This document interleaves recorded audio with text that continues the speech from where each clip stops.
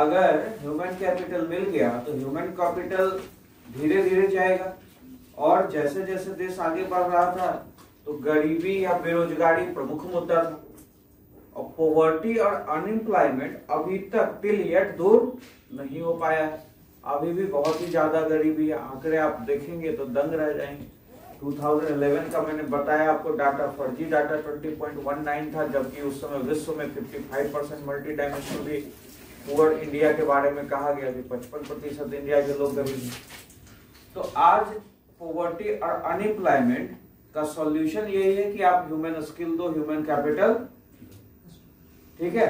लेकिन उसके बाद जब हम लोग पॉवर्टी या अनएम्प्लॉयमेंट दूर नहीं कर पाए तो फिर हम लोगों का बुक लेकर में आया फूड सिक्योरिटी के तरफ, कि इंस्टेंट हंगर भी खत्म करना बीइंग ए वेलफेयर नेशन हमारी जिम्मेदारी है। और फूड सिक्योरिटी में प्रॉब्लम क्या है, तो फूड सिक्योरिटी के जो दो पहलू आपने देखे थे, फूड सिक्योरिटी के दो पहलू, दो एस्पेक्ट्स, एक की फूड अवेलेबिलिटी, फूड अवेलेबल भी तो होना चाहिए। तो इस एस्पेक्ट में क्या समस्या है कि अभी आपका जो पॉपुलेशन है वो जीपी से बढ़ रहा है, ज्योमेट्रिक प्रोग्रेशन से बढ़ रहा है, 2 गुना 4 गुना 8 गुना 16, और फूड प्रोडक्शन जो है वो आपका बढ़ता है अर्थमेटिक, 1 2 3 4 5 6 7 8 इस तरह से। तो ऑब्वियस है कि ये लॉन्ग टर्म में सस्टेनेबल हमारा फूड सिक्योरिटी नहीं रहेगा। Whatever we committed कि अप टू 67% पीपल को हम लोग फूड सिक्योरिटी प्रोवाइड करेंगे, ये लॉन्ग टर्म में सस्टेनेबल, अभी 1 लाख करोड़ सब्सिडी है फूड बिल, और आगे चल के 1.5 लाख करोड़ होगी, 2 लाख करोड़ होगी। तो from where we will manage, कोई कुबेर का तो खजाना नहीं है कि निकाल लिए पैसा और खर्च कर दिए, है ना। तो अब समस्या यहां पर आ रही, ह्यूमन कैपिटल की कोशिश जारी रहेगी, पॉवर्टी और अनएम्प्लॉयमेंट से जुड़े योजना हम लोग बनाते रहेंगे, ठीक है।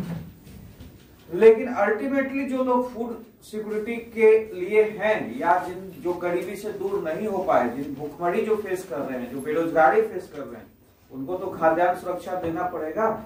लेकिन इसको सस्टेनेबल बनाने के लिए क्या करना पड़ेगा, इस पॉपुलेशन को कम करना पड़ेगा, है ना, ताकि यहाँ पर निर्भरता, डिपेंडेंसी अपने आप लोगों की क्या हो जाए, कम हो जाए।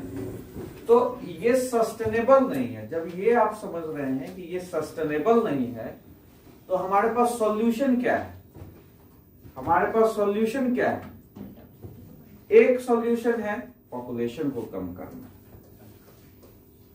एक सॉल्यूशन है कि पॉपुलेशन को कम करना। ये एक अलग ही पॉलिटिकल मुद्दा बन चुका है। जैसे ही पॉपुलेशन कम करने की बात करते हैं तो यहाँ राजनीति शुरू हो जाती है, क्योंकि हमारे एक धर्म विशेष में पॉपुलेशन कंट्रोल को कुछ ऐसा गलत मतलब कि वो लोग इस चीज को नहीं मानते कि पॉपुलेशन जो कंट्रोल करने का आर्टिफिशियल मेजर्स है उसको वो लोग अप्लाई नहीं करना चाहते, उनके धर्म विशेष में है।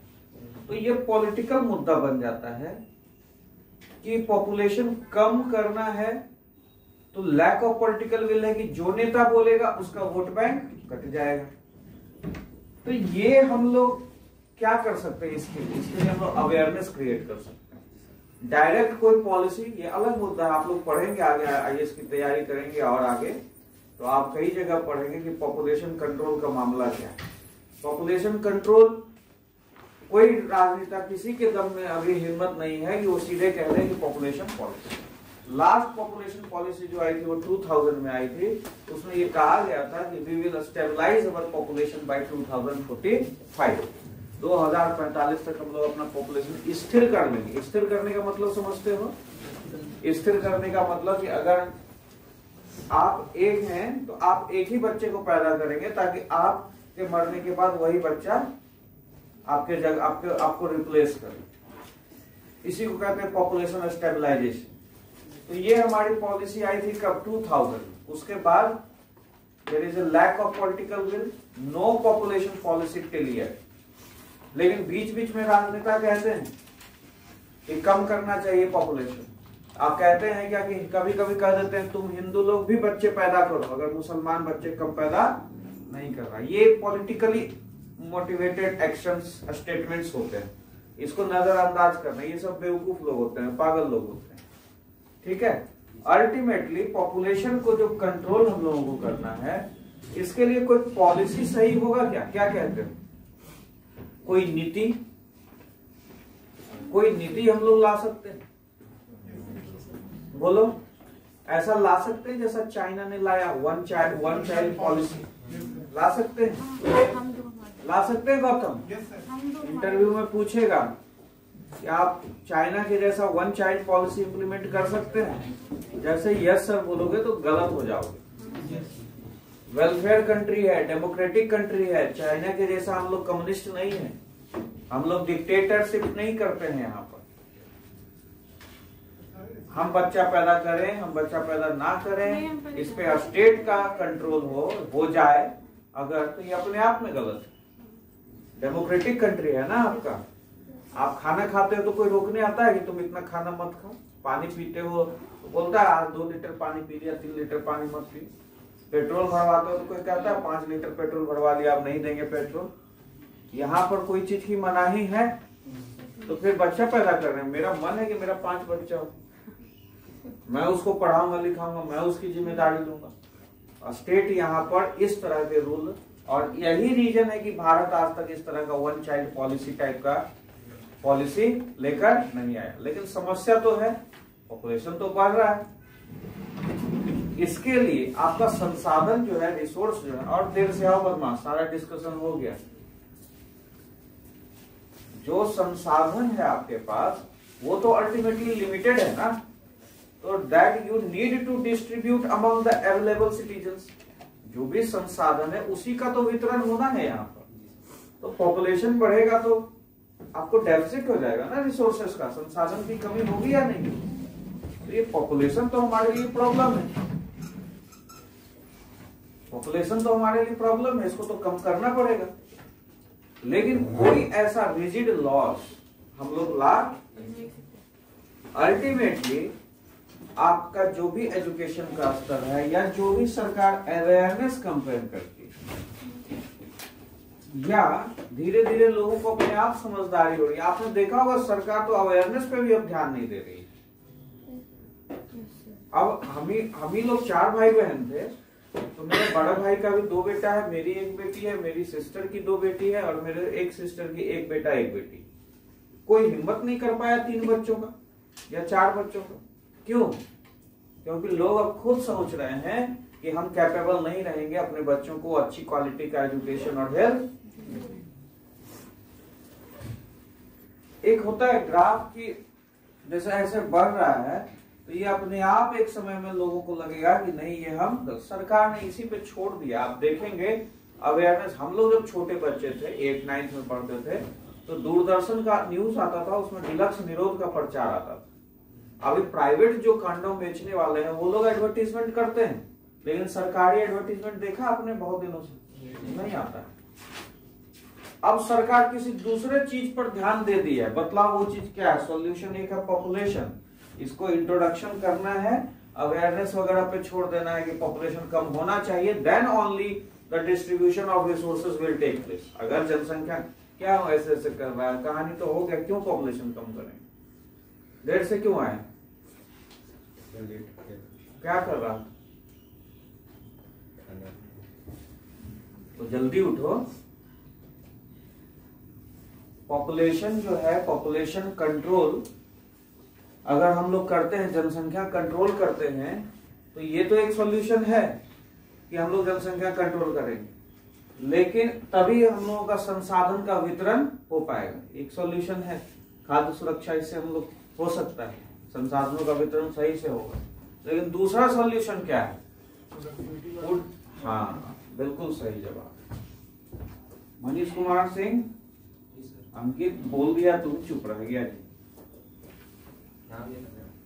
ध्यान कहाँ रहता है? इनोवेशन बोलेंगे। क्या बोलेगा? इनोवेशन, उससे प्रोडक्टिविटी बढ़ेगा सर। बढ़ेगा, लेकिन प्रोडक्टिविटी यहाँ पर एक्सप्लेन करना है आपको। प्रोडक्टिविटी कैसे बढ़ाएंगे तो वो अलग बात होगी, इसके लिए कैसे, ये उपाय क्या करेंगे, और उसका भी इनोवेशंस नहीं होगा। प्रोडक्टिविटी बढ़ाने के लिए भी अभी मैं पूछूंगा तो आप लोगों को बताना होगा कि क्या हमने बतलाया था, क्या गेस करके कुछ सोचना। अब हम आ गए कि food security, if you need sustainable food security then you need to control population, you need to increase your productivity, और इसके साथ साथ you need to create job also. अब जॉब तो सरकार देखो आत्मनिर्भर भारत, स्किल इंडिया मिशन, मुद्रा योजना, स्टार्टअप योजना, स्टैंड अप योजना कर रही है या नहीं कर रही? जॉब कोई ऐसे जादू की छड़ी तो नहीं है ना कि एक दिन में सबको नौकरी दे दें। जॉब के लिए भी क्या है, स्वरोजगार की सरकार बात करती है, लोन आपको देने की कोशिश करती है कि कुछ लोन लेके आप लोग अपना काम धंधा शुरू करो। ये सारी पहल हो रही है या नहीं हो रही है? सरकार बैठी तो नहीं है। रही बात प्रोडक्टिविटी, पर एकरेज प्रोडक्शन को कहते हैं प्रोडक्टिविटी, प्रति एकड़ उपज, प्रति एकड़ उपज, पर एकरेज प्रोडक्शन, पर एकरेज प्रोडक्शन कैसे बढ़ेगा प्रति एकड़ उपज? प्रोडक्टिविटी, खाद्य देने से, उर्वरक देने से, फर्टिलाइजर को यूज करने से, पानी से, सिंचाई से, या जीएम क्रॉप से, टेक्नोलॉजी, ठीक है, हाइब्रिड टेक्नोलॉजी, ऐसे प्रोडक्टिविटी बढ़ा सकते हैं। और कैसे बढ़ा सकते हैं प्रोडक्टिविटी? जब हमारे छोटे छोटे खेत होंगे तो उसमें जीएम क्रॉप डालेंगे हम लोग। जब हमारे छोटे छोटे खेत के जोत होंगे तो उसमें हम लोग बड़े बड़े इक्विपमेंट से खेती करेंगे। जब हमारे छोटे छोटे खेत होंगे तो बिना क्लाइमेट को जाने या क्लाइमेट को जानकर हम उसमें बड़े पैमाने पर चावल की खेती करेंगे। हो पाएगा? जब हमारे स्मॉल स्मॉल होल्डिंग्स हैं तो उस स्मॉल स्मॉल होल्डिंग्स को बड़ा होल्डिंग बनाना पड़ेगा या नहीं बनाना पड़ेगा? तो क्या करेगा राजेंद्र? अपना खेत यास्मीन को थोड़ी ना दे देगा। अब इस प्रोडक्टिविटी को बढ़ाने के लिए आपने ग्रीन रिवॉल्यूशन कर लिया, you quadrupled your wheat and rice production, किया या नहीं किया? किया ना। आपने इरिगेशन के लिए भी कोशिश कर ली, drip and sprinkle irrigation system now in India from Israel. Israel से एक ऐसी टेक्नोलॉजी आई, आपके झारखंड वगैरह में, जैसलमेर के इलाके में खेती हो रही, कीवी वगैरह की खेती झारखंड में शुरू हो गई, जो पॉसिबल। तो आपका प्रोडक्टिविटी बढ़ाने के लिए जो किया जा सकता है वो आपने 66-67 से ही शुरू कर दिया।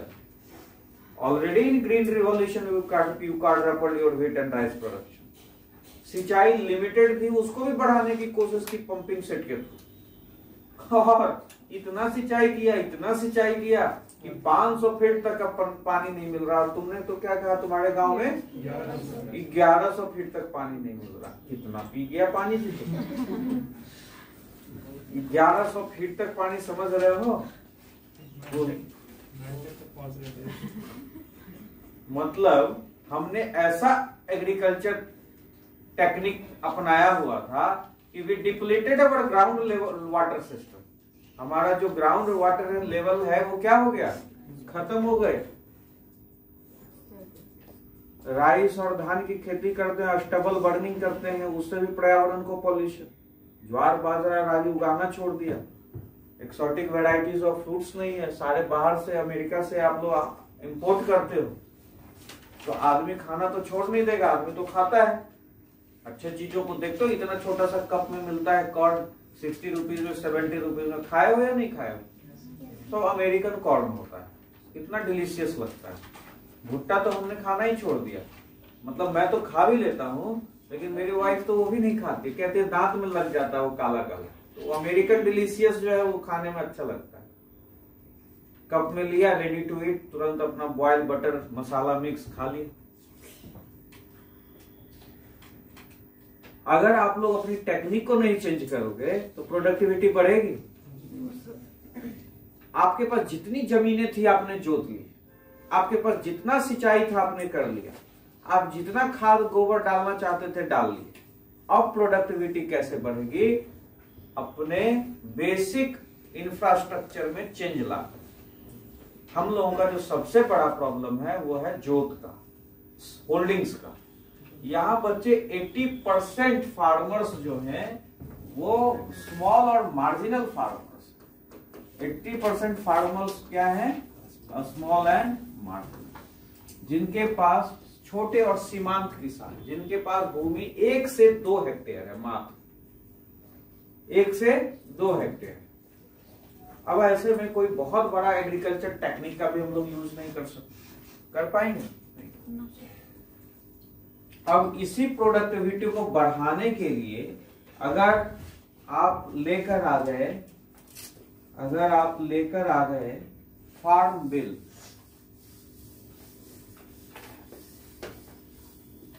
अगर आप लेकर आ गए फार्म बिल,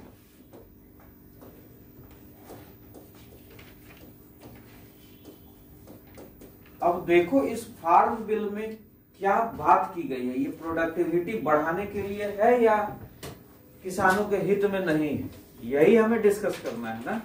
फार्म बिल किसानों के हित में है या, फार्म बिल का सिर्फ नाम लिखना है अगर आप लोगों को एग्जाम में, आपको कोई एग्रीकल्चर साइंटिस्ट नहीं है, इकोनॉमिस्ट नहीं है, आपको यूपीएससी 250 वर्ड्स में लिखना है। मैंने बहुत बार पहले भी अभी देखा है copy discussion, copy answer writing में, तो फार्म बिल के बारे में डिटेल लिख रहे हैं, ये फार्म बिल पहला ये है, दूसरा ये है, तीसरा, और उसके बारे में इससे ये हो जाएगा, वो सब जानता। आपसे यूपीएससी कभी नहीं पूछेगा कि what are the 3 farm bill, getting or not, name is enough, नाम काफी है, उसके जो प्रोविजंस हैं that will be useful only for prelims MCQs.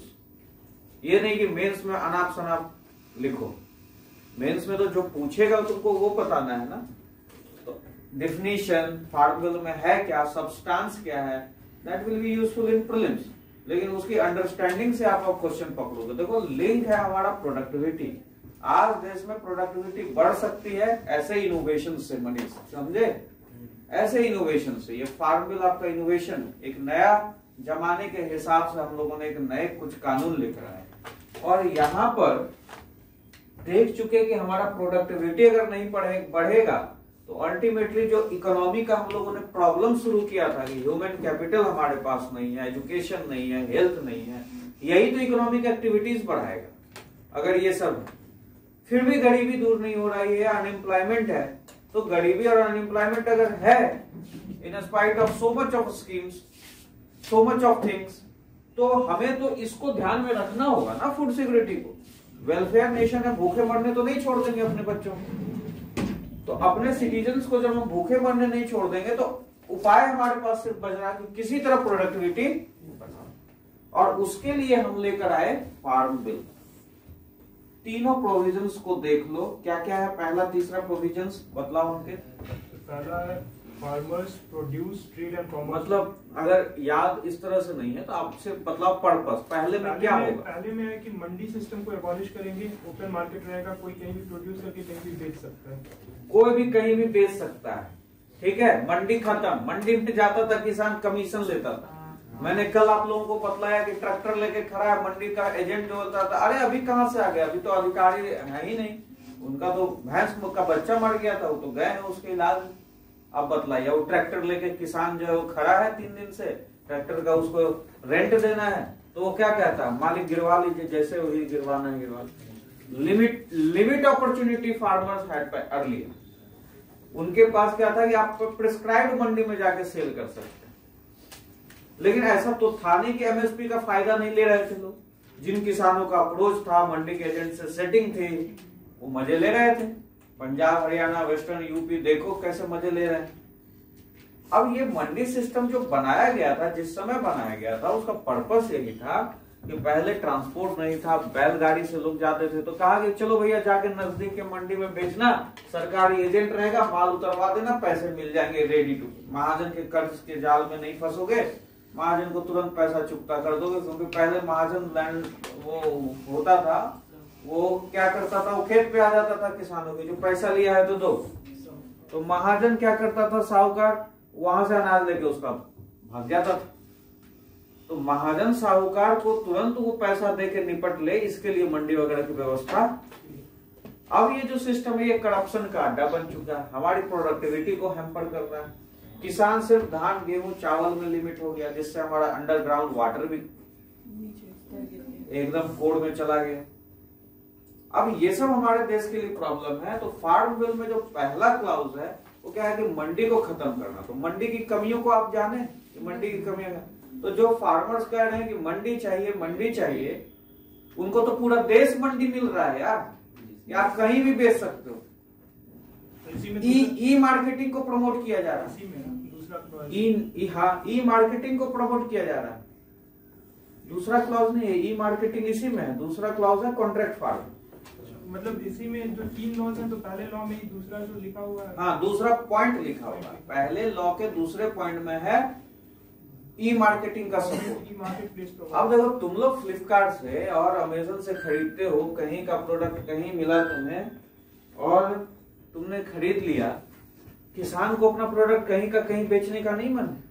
मेरी एक स्टूडेंट है, ये जो पेंटिंग बनाई है बच्ची, इसकी कहानी ये है कि 2 साल 3 साल पहले जब ये बच्ची थी, पढ़ रही थी और जेपीएससी बीपीएससी की ये बच्ची तैयारी कर रही थी, तो तैयारी करने के दौरान मतलब कई बार होता है ना, डाउन हो जाता है आदमी, बहुत मेहनत करता है, रिजल्ट नहीं आ रहा है, और कभी कभी ऐसा भी होता है कि एग्जाम ही नहीं कंडक्ट हो रहा है। और she is specially devoted to BPSC JPSC, और इसमें ये लिमिटेशन था पहले। बीपीएससी तो अब रेगुलर हो गया, सुन रहे हैं झारखंड भी अब रेगुलर हो गया, आगे देखते हैं कहानी कैसे अनफोल्ड होता है। लेकिन उस समय उसके हाथ में वैक्यूम था। उसको मैंने कहा, और वो क्या हुआ कि एक टीचर्स डे सेलिब्रेट किया जा रहा था, उसने मुझे बहुत सुंदर पेंटिंग बना के दी एक बच्ची की।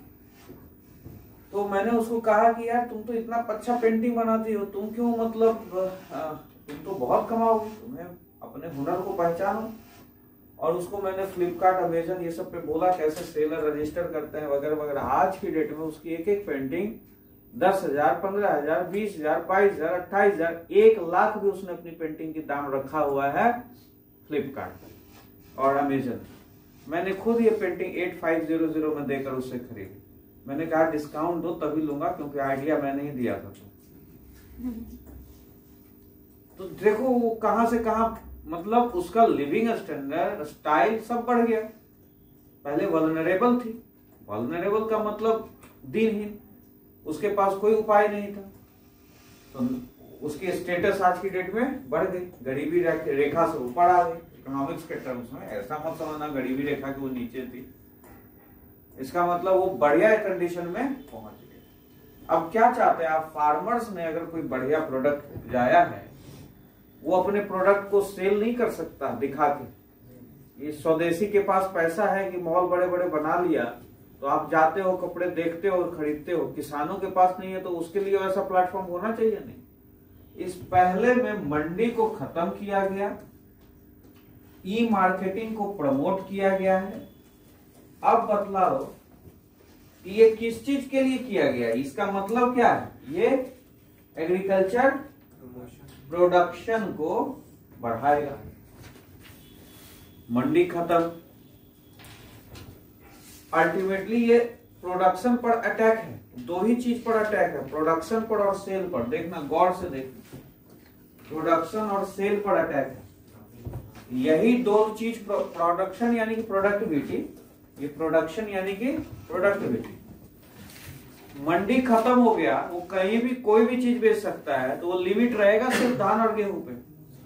वो ये देखेगा कि हम किस चीज का प्रोडक्शन बढ़ा सकते हैं, किस चीज की प्रोडक्टिविटी मेरे खेत पे अच्छी हो सकती है। क्योंकि अब ये प्रोडक्ट तो हम इंटरनेट के थ्रू ऑस्ट्रेलिया, कनाडा और झारखंड में भी बेच सकते हैं। अगर गुजरात का किसान है तो वो ये सोचेगा कि हम झारखंड में भी हमारा कस्टमर है, तो उसके लिए भी वो ध्यान देगा। जैसे आज मैं अगर स्मार्ट बोर्ड लेकर आया तो क्या हुआ, क्यों लेकर आया?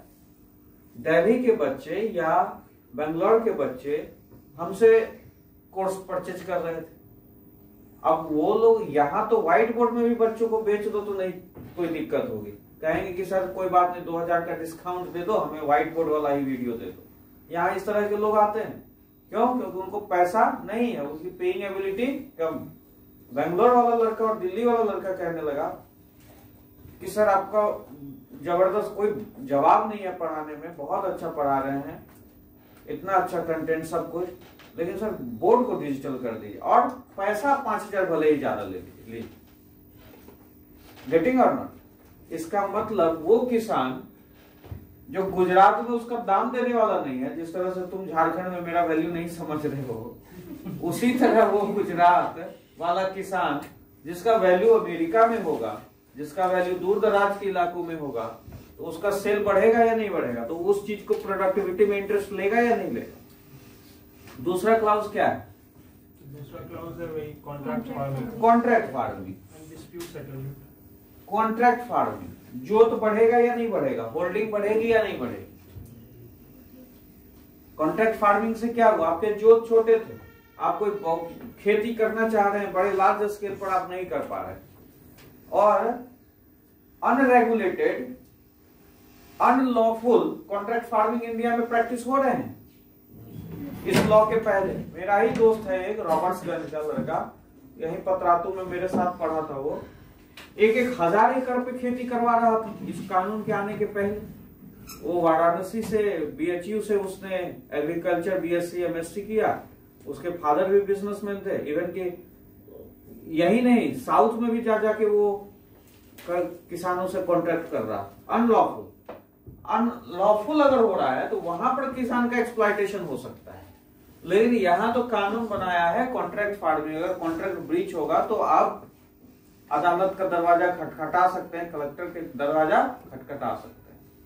और अगर इसमें कुछ प्रॉब्लम हुई भी, मान लो कि तुम दोनों किसान हो और ये दोनों बाहर के लड़की सऊदी अरबिया से आए, देखने में दोनों सऊदी अरबिया की लग रही, दोनों सऊदी अरबिया से किसान आए और इन्होंने कहा कि हम वहां पर मक्का उगाएंगे, खेत तुम लोगों को दे दिया, तुम झारखंड के सीधे साधे ट्राइबल, ठीक है, ये कॉन्ट्रैक्ट को ब्रीच कर गई, तुमको मुनाफा नहीं दिया, एक यही केस हो सकता है गड़बड़ी का, ठीक है। इसके लिए हम लोग प्रोविजंस बनाएंगे ना, अगर कोई प्रॉब्लम होती है, if any problems occur then we will take care of. अभी तो कानून आया है, पास तो होने दो, काम तो होने दो, हंगामा है क्यों बढ़ एक अगर फार्म लॉ आ गया है तो, गेटिंग और नॉट, अगर ये आ गया है इसको इंप्लीमेंट तो होने दो, रिजल्ट तो आने दो। अगर ये सऊदी अरबिया वाले लेके भागेंगे तो इनके खिलाफ कार्रवाई करने के लिए कुछ और स्ट्रिंजेंट एक्शन लेंगे। कानून की कमी नहीं, कोई आपके साथ गलत करता है तो ऑलरेडी इंडियन पिनल कोड में इतने ज्यादा प्रोविजंस हैं कि आपकी देखभाल हो जाएगी। अब उस फार्म लॉ में एक है कि किसान जो है कलेक्टर के पास जाएगा, इसको हाई तौबा मचाया जा रहा है। तो मतलब ये कोर्ट एक्सेस नहीं है, हाईएस्ट लेवल जो है वो कंज्यूमर फोरम है। हाँ, अब कलेक्टर के पास देने का क्या मतलब है बच्चे, कलेक्टर अप्रोचेबल है ना आपका, आपके डिस्ट्रिक्ट में लोग पुलिस थाना मुकदमा डरता है, कोर्ट डरता है, लेकिन अगर कलेक्टर ह्यूमन है, इंसान है, तो आप उसके पास जाकर अप्रोच कर सकते हैं। गांव वाले तुरंत पहुंच जाते हैं ब्लॉक में, ब्लॉक को घेर लेते हैं। आजकल वीडियो को काम करना मुश्किल हो गया है, अगर वीडियो बात नहीं मानता है तुरंत वीडियो मुर्दाबाद और घेर लेते हैं ब्लॉक। आज की डेट में गांव एम्पावर हो गया है, आपके साथ कैसे कोई चीट करेगा तो फिर उसका उपाय करेंगे। अब ये कॉन्ट्रैक्ट फार्मिंग भी किस लिए किया गया, प्रोडक्शन को बढ़ाने के लिए, प्रोडक्टिविटी को बढ़ाने के लिए। क्यों, जोत छोटे हैं, ऑलरेडी हम लोगों ने क्लाइमेटिक जोन को पहचान लिया है। ये सब मैं एग्रीकल्चर पढ़ाऊंगा तो बताऊंगा तुम्हें, agriculture climatic zone, we have already identified agriculture climatic zone, कृषि जलवायु क्षेत्र की पहचान हमने कर ली। अगर झारखंड चावल की खेती के लिए है तो यहाँ जो कॉन्ट्रैक्ट फार्मर्स आएंगे, और कॉन्ट्रैक्ट फार्मर्स का मतलब ये मत समझ लेना अंबानी और अडानी, कॉन्ट्रैक्ट फार्मर्स का मतलब आप 3 लोग भी मिलके FPO बना सकते हो, farmers producer organisation, farmers producer organisation. तो कोई भी कॉन्ट्रैक्टर बन सकता है, मैं कॉन्ट्रैक्टर बन सकता हूं, मैं भी यहां हजारीबाग, अभी लोग ले रहे हैं लीज पर खेती ले लेते हैं,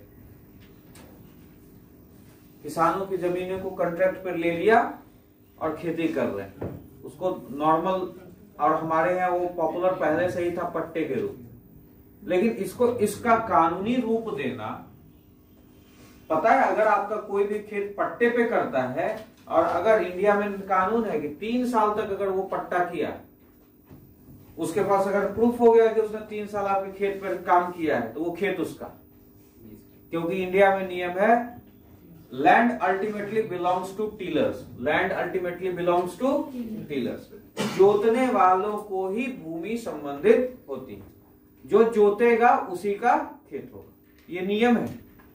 इस डर से बहुत किसान एब्सेंटी लैंडलॉर्ड, जैसे मान लो हम गांव में किसान है, मेरे पास 100 बीघा जमीन है, लेकिन मेरा इंटरेस्ट है दिल्ली में, मैं अपने गांव में नहीं रहता, तो बहुत सारे जो एब्सेंटी लैंडलॉर्ड थे वो अपने खेत को खेती पर देते भी नहीं थे, इस डर से कि वो मेरा हड़प लेगा, खेत कब्जा कर लेगा। अब ये कानून अगर आया है तो इससे उनको सिक्योरिटी मिलेगी या नहीं मिलेगी? कि हमने कॉन्ट्रैक्ट साइन किया है, कॉन्ट्रैक्ट, आपके बहुत ज्यादा एरेबल लैंड्स अनयूटिलाइज थे बच्चे, सिर्फ इसी डर से कि एब्सेंटी लैंडलॉर्ड अपना खेत छोटे किसानों को पट्टे पर नहीं देते थे, कि हम तो रहेंगे शहर में, पता चला ये मेरा खेत पर कब्जा कर लिया, तो आपके बहुत सारे खेत पे प्रोडक्शन के काम भी नहीं हो रहे थे। अब ये लॉ आने से उनको सिक्योरिटी मिली या नहीं मिली? और उस टीनेंट को भी सिक्योरिटी मिली या नहीं मिली, जो पहले इविक्शन से डरता था, सोचता था कि कब पता नहीं मालिक बोल देगा खाना खाली करने के लिए, तो वो अपना पूरा लगन से, पूरा इंटरेस्ट से उस खेत पर काम नहीं करता। पानी की जरूरत है तो वो पंपिंग सेट नहीं लगवा रहा, कह रहा था दूसरे का खेत है, मैं क्यों लगवाऊं? Getting or not? इस तरह से अगर फार्मर्स लॉ में कॉन्ट्रैक्ट का प्रोविजन आया तो इसकी वजह से खेती करना उन टीनेंट के लिए भी आसान हो गया, पूरे इंटरेस्ट के साथ, पूरे लगन से प्रोडक्टिविटी बढ़ाने पर जोर देगा, वो एब्सेंटी लैंडलॉर्ड भी अपना खेत देंगे। अल्टीमेटली ये जो दोनों बात की है हमने लॉ में, मंडी को हटाना, ई मार्केटिंग और कॉन्ट्रैक्ट फार्मिंग, बड़े खेत जोत पर खेती, ये सब किस चीज को बढ़ाएगा? प्रोडक्शन, प्रोडक्टिविटी को बढ़ाएगा या नहीं बढ़ाएगा? तीसरा लॉ क्या है? एसेंशियल कमोडिटीज अमेंडमेंट एक्ट, आवश्यक, सबसे हंगामा इसी पे कह रहा है आलू, पोटैटो, पल्सेस, ये सब जो चीजें हैं वो हमारे देश में एसेंशियल कमोडिटीज में आते हैं, आवश्यक वस्तु। अगर इसका दाम बढ़ता है तो सबसे ज्यादा प्रॉब्लम किसको होती है? गरीब लोगों को होती है। एसेंशियल कमोडिटीज का दाम नहीं बढ़ना चाहिए। अब जो कॉन्ट्रैक्ट फार्मर बनेंगे, खेती करेंगे कॉन्ट्रैक्ट फार्मिंग से, और उन्होंने आलू उपजा लिया, उन्होंने दाल उपजा लिया मेहनत करके, और उसका जब भंडारण करेंगे तो भंडारण में जो पुराने कानून है उसमें यह है कि आप आवश्यक वस्तुओं का संग्रहण नहीं कर सकते। इस एसेंशियल कमोडिटीज एक्ट में प्रावधान, you can't store pulses, potatoes, onions, क्योंकि this belong to essential commodities category.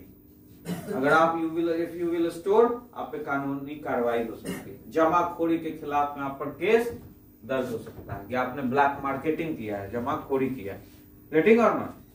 अब बतलाओ, तुम एक प्लेटफॉर्म उसको दे दिए, मंडी खत्म हो गया, तुमने कॉन्ट्रैक्ट फार्मिंग अलाउ कर दिया, तुम खेती करो, तो खेती करेगा तो स्टोर करने की आजादी नहीं दोगे तो क्या वो पेट में स्टोर करेगा?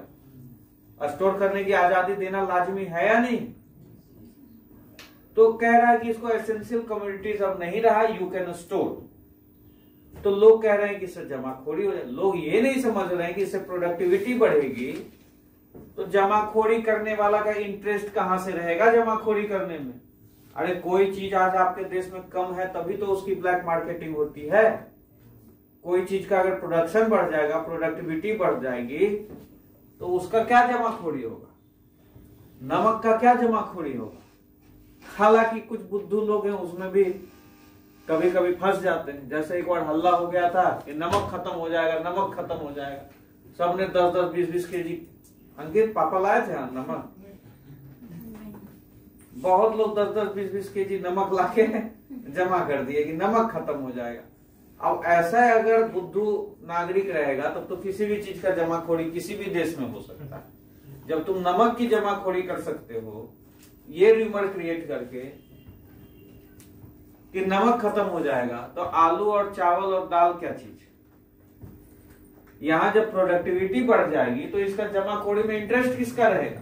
कपड़े का देखा है किसी को जमाखोरी करते हुए कि कपड़े को अगर स्टोर कर दो और फिर लिवाइस का जींस निकालो कि ये एक ब्रांडेड पीस है, आप ही के लिए बचा के रखा था, ले जाइए नहीं तो इसका दाम बढ़ जाएगा। ऐसा सुना है कभी? लोगों के पास चॉइसेस है अगर, तो यहाँ दुकान, इस दुकान, वहां दुकान, कहीं भी जाके खरीद लेता है। हर जगह आलू आलू होगा, हर जगह पल्सेस पल्सेस होंगे, हर जगह भंडार होगा, गोदाम होगा, लोगों को पता है अरे फलाने भंडार का दाम बढ़ा हुआ है तो क्या चलो वहां पे एक भंडार, और स्टोरेज कहीं ना कहीं तो वो रखेगा, बेचेगा। ये चीजें, ये किस लिए बनाया गया, ये अल्टीमेटली किस चीज पे अटैक किया आदित्य बताओ? स्टोरेज पे। मारो ना बदमाश। सेल पे। प्रोडक्शन और सेल ऐसा दो चीज है जिस पर इस कानून में अटैक किया गया है। प्रोडक्शन और सेल, उत्पादन बढ़ाओ और बेचने पर, पहले बेचने में भी रिस्ट्रिक्शंस, दाम रेगुलेट करते थे। अब प्रोडक्टिविटीज जब एसेंशियल कमोडिटीज एक्ट हट गया है तो आपको कितने दामों में बेचना है इसका कोई रेगुलेट आपको नहीं करेगा। आप free demand, free market supply, storage होगा, जितना डिमांड होगा मार्केट में उस हिसाब से स्टोरेज से निकलेगा। किसान के बेचने पे भी आजादी है, किसान के उत्पादन पर भी आजादी है। ठीक है, इस तरह का ये तीनों फार्म बिल प्रोडक्टिविटी बढ़ाएगा। एक किसान का, अब आ जाओ किसानों के दर्द पर, किसान क्या क्या दर्द बयान कर रहे हैं, क्या क्या बोल रहे हो किसान कि एमएसपी खत्म हो जाएगा, और क्या कह रहे हैं जमाखोरी बढ़ेगी। ये वाला हम लोगों ने देख लिया कि जमाखोरी नहीं बढ़ सकती। एमएसपी का कल हमने देख लिया था कि एमएसपी क्यों सरकार उसका इंपॉर्टेंस कम कर रही है, उससे few farmers of few states are getting benefited. तो वो कोई सरकार जरूरी नहीं समझ रही। अब ये कह रहे हैं कि एमएसपी की लीगल गारंटी दो, एमएसपी की लीगल गारंटी दो, एमएसपी इतना रहेगा।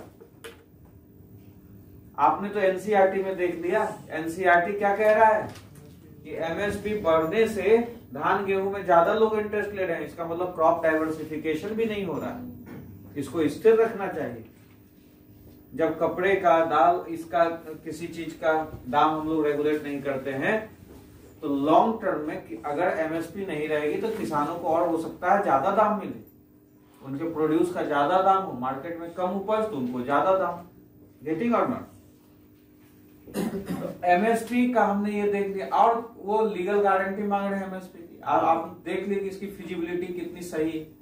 ठीक है, उसके बाद जमाखोरी कह रहे हैं, जमाखोरी होगा, कह रहे हैं कि सरकार किसानों पर अटैक कर रही है, किसानों को बोल रहे हैं कि कॉर्पोरेट्स ओवर पावर। हाँ, एक और ये कॉर्पोरेट्स, तो कॉर्पोरेट्स खेती करेगा, ये डर है। कल जैसे सुमित कह रहा था जियो मार्ट वाला किसान से ले लेगा और उसको महंगे दाम में बेचेगा, यही कंसर्न है। तो जियो मार्ट को क्यों बोल रहे हो यार? कल को सुमित कुमार सुमन भी राजेंद्र नाम के किसान से खरीद सकता है और वो भी ज्यादा दाम में बेच सकता है। बेच सकता है या नहीं बेच सकता? जियो मार्ट को क्यों अटैक कर रहे हो? इसमें कहां से आ गया वो? जियो मार्ट जैसे कितने राजेंद्र, कितने आकाश, कितने कौशल्या हो सकते हैं। तुम्हें भी तो खरीदने की आ जाती है, तुम भी अपने किसानों, आज लोग हार्डवेयर का दुकान खोलते हैं, सीमेंट का दुकान खोलते हैं, तो ले आते हैं गांव में, देखोगे गांव में एक दुकान बहुत ज्यादा सीमेंट ले आया और वो कुछ रेट सस्ते में बेच रहा है, तो उसका बिकता है सीमेंट।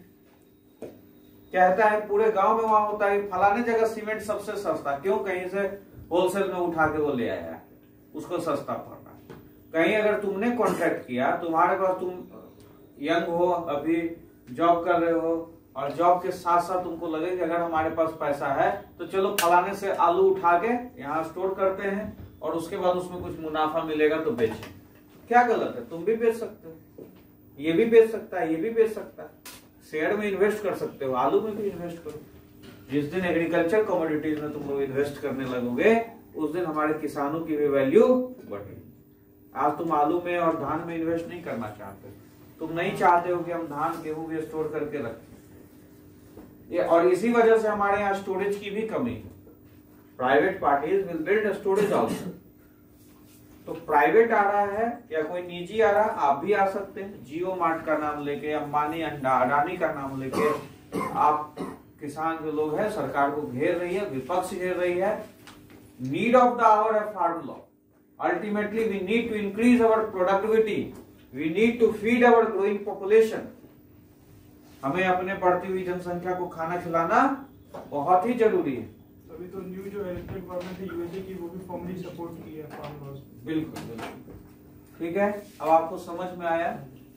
हम लोगों ने क्या क्या कवर किया, कैसे कैसे कवर किया। ह्यूमन कैपिटल से शुरू करके इकोनॉमिक एक्टिविटीज जो है वो आय बढ़ाती है जीडीपी की, फिर पॉवर्टी, फिर अनएम्प्लॉयमेंट, और उसके बाद फिर फूड सिक्योरिटी। और फिर फूड सिक्योरिटी कैसे, तो फूड सिक्योरिटी कैसे भाई, एमएसपी की बात आई, तो एमएसपी को खत्म होना है या नहीं होना है। फिर फूड सिक्योरिटी कैसे, तो सस्टेनेबल फूड सिक्योरिटी, तो उसमें 3 ऑप्शन मिलेगी, पॉपुलेशन को भी कम करना है, प्रोडक्टिविटी को बढ़ाना है, और जॉब भी क्रिएशन करना है। तो ये तो थोड़ा सा मुद्दा अलग हो गया। हम लोग जब फूड सिक्योरिटी की बात करेंगे तो इन सब की चर्चा करेंगे। इसको मुझे फार्म बिल से जोड़ना था, तो अल्टीमेटली प्रोडक्शन और सेल को आसान बनाने के लिए ये फार्म बिल आया है। थर्ड पॉइंट क्या था बच्चे? एसेंशियल कमोडिटीज में पहले रिस्ट्रिक्शंस था कि आप एसेंशियल कमोडिटीज को, पल्सेस, दाल, ये सब को स्टोर नहीं कर सकते। ये इसलिए था कि जमाखोरी को डिस्करेज करने के लिए। अब जब आप कॉन्ट्रैक्ट फार्मिंग अलाउ कर रहे हो तो ऑब्वियस है कि आपकी प्रोडक्टिविटी बढ़ेगी, तो आपको स्टोर करने की समस्या हो जाएगी। तुम उसको उपजाने के लिए अलाउ कर दो, तुम उसको भंडार करने मत दो, तो उसका तो खराब हो जाएगा ना इन्वेस्टमेंट, उसका तो सड़ जाएगा माल। तो क्यों खेती करेगा कोई बड़ा आदमी? तो उसने तीसरे लॉ में क्या हुआ, स्टोरेज का भी समस्या देती, मतलब सेल को फैसिलिटेट किया ये कि आपको सेल करने में भी लॉन्ग टर्म में दिक्कत नहीं। इसीलिए मैंने कहा कि ये अल्टीमेटली 2 चीजों पर डिपेंड, 2 चीजों को फैसिलिटेट कर रहा है तुम्हारा फार्म बिल। किस किस चीज को? प्रोडक्शन और सेल को। प्रोडक्शन बढ़ाइए और स्टोरेज करिए, भंडारण करिए, लॉन्ग टर्म में उसको बाद में जहां अच्छा दाम मिलता है उसको सेल कीजिए। इनडायरेक्टली तुम्हारे इकोनॉमी को ये बहुत रोजगार भी देने वाला है, इसमें भंडारण क्षमता बढ़ने वाली है, इसमें फूड प्रोसेसिंग का स्कोप है। फूड प्रोसेसिंग भी हम लोग एग्रीकल्चर में पढ़ेंगे।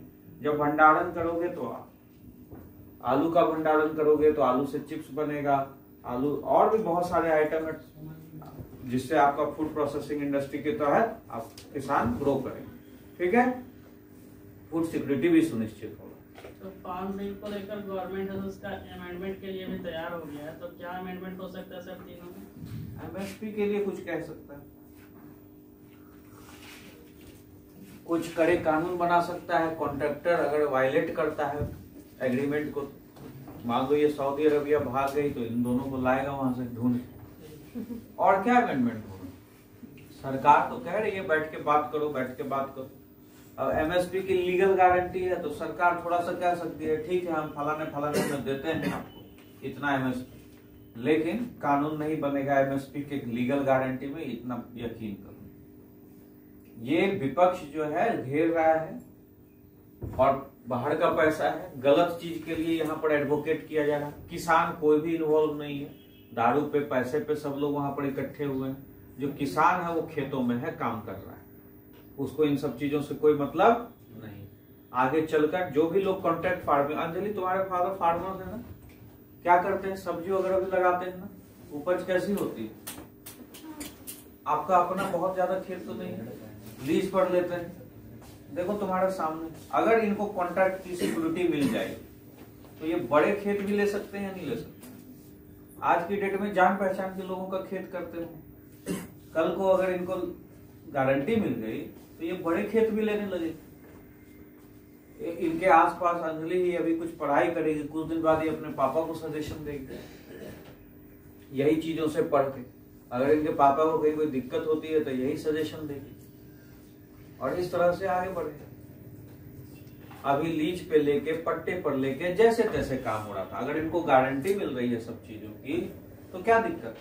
मेगा फूड पार्क साथ साथ में बनाया जा रहा है कि किसान को अगर उपज हो गया और अगर इसके आसपास मेगा फूड पार्क है तो ये अपने फूड प्रोड्यूस को वहां लेकर जाएगी और प्रोसेसिंग भी करवा लेगी, मार्केटिंग भी करवा लेगी और सेल भी करवा लेगी। ये सब भी तो सरकार कर रही है।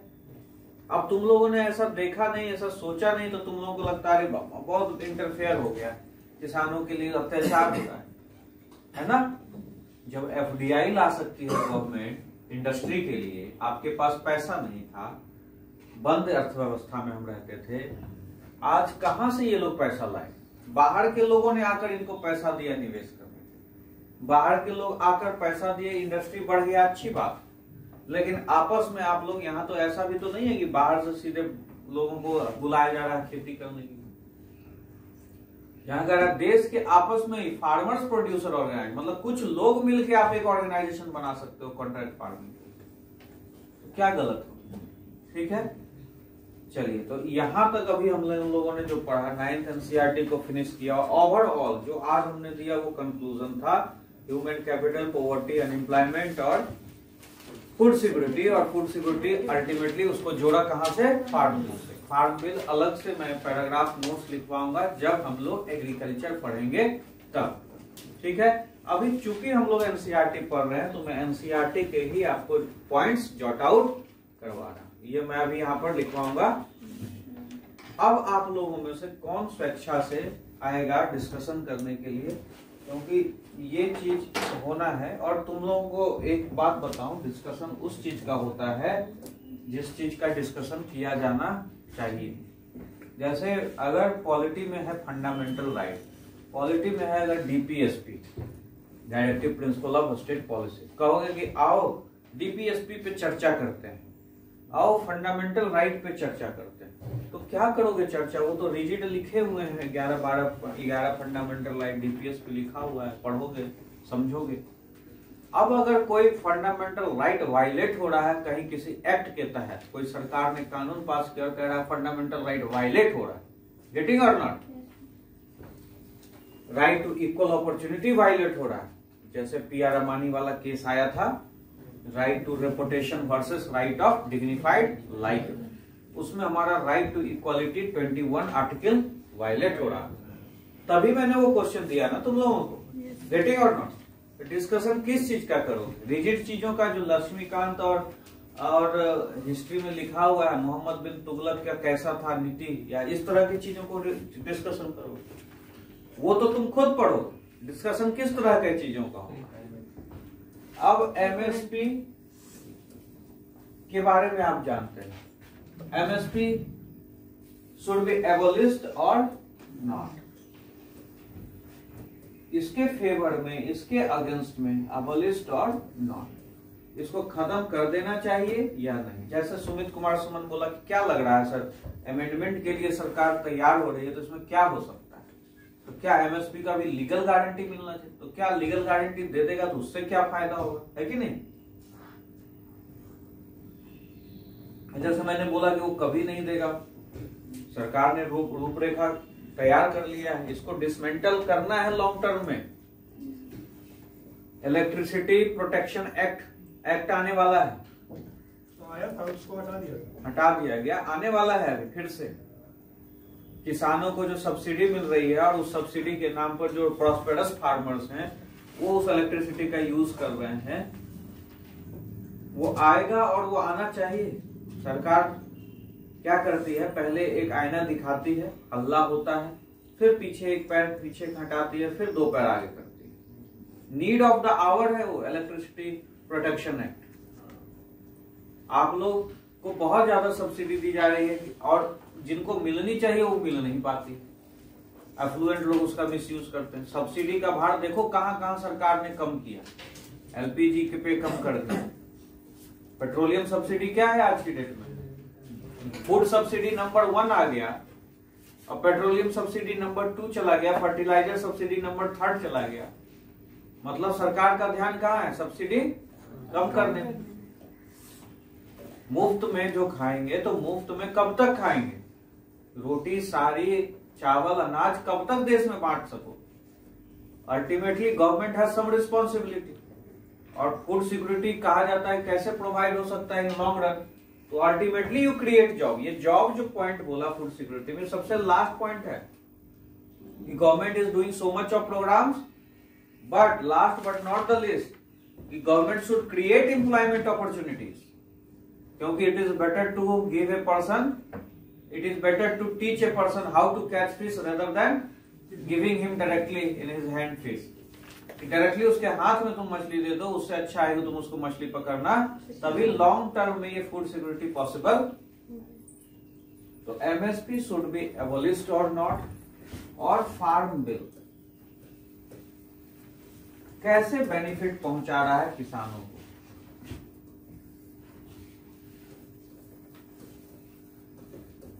बेनिफिट या फार्म बिल बून और बैन कैसे ये नुकसान पहुंचा रहा है किसानों को, फार्म बिल के लिए क्यों किसान आवाज उठा रहे हैं, क्या इसके लिए प्रासंगिकता है, क्या है रिलेवेंस, क्या करना चाहिए सरकार को। ठीक है, तो अपनी मर्जी से आइए, जो लोग तैयार किए हैं बोलना चाहते हैं बोलिए।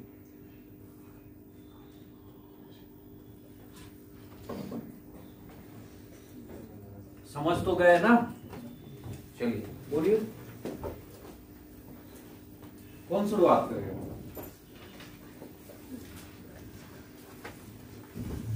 दिल्ली मॉडल नहीं मिलेगा यहाँ देसी मॉडल मिलेगा।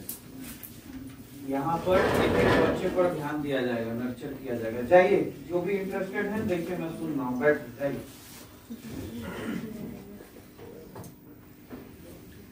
MSP abolished और नॉट, इस पे जाकर पहले शुरुआत कीजिए। पेन वहां रखा हुआ है, जिसको जैसे समझाना है समझाइए।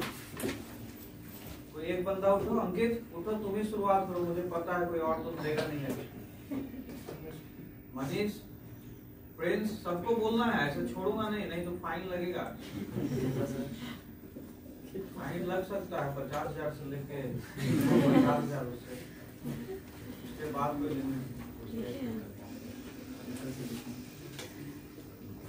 जाओ पॉइंट लिखो, क्या करेंगे। MSP शुड बी एबोलिश्ड और नॉट, खत्म होना चाहिए या नहीं। जाओगे तभी करोगे। देखना चाहता हूँ तुम लोग कैसे डिबेट करते थे उस बंद क्लासरूम में। Good good. अरे बाथरूम तो नहीं जा रहा है। पेन लो, मिटाना जानते हो उसको मिटा लो, फिर शुरुआत। वेरी गुड, बहुत सुंदर। देखो इस पे सबसे, इससे मिटेगा ये सबसे साइड पर, इससे कर सकते हैं तुम सीधे यहाँ से ऐसे करके इससे क्लियर कर दो। सब बोलोगे तभी तो होगा, बोलना है तुम।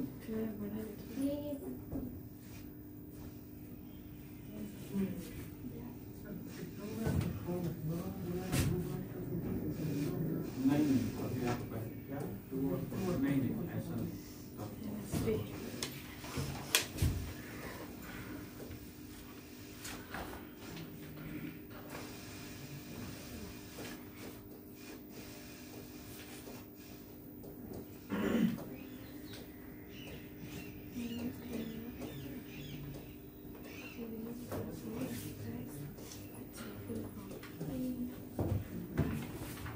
इसका मतलब तो म्यूनिसिपल प्राइज होता है, आप सभी जान रहे हैं। इसका मतलब बोला जा रहा है कि इसको अब लिस्ट किया जाएगा तो क्या मतलब प्रॉब्लम होगा, अब लिस्ट करने से क्या फायदा होगा, क्या गलत होगा, इस चीज़ पर डिस्कशन है। तो इसको अगर अब लिस्ट कर दिया जाए तो सबसे अच्छा क्या बात होगा, इस पर हम पहला पॉइंट है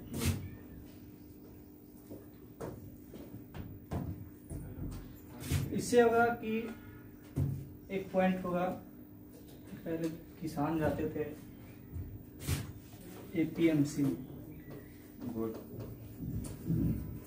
यहाँ पे एजेंट रहते हैं और खरीदार रहते हैं।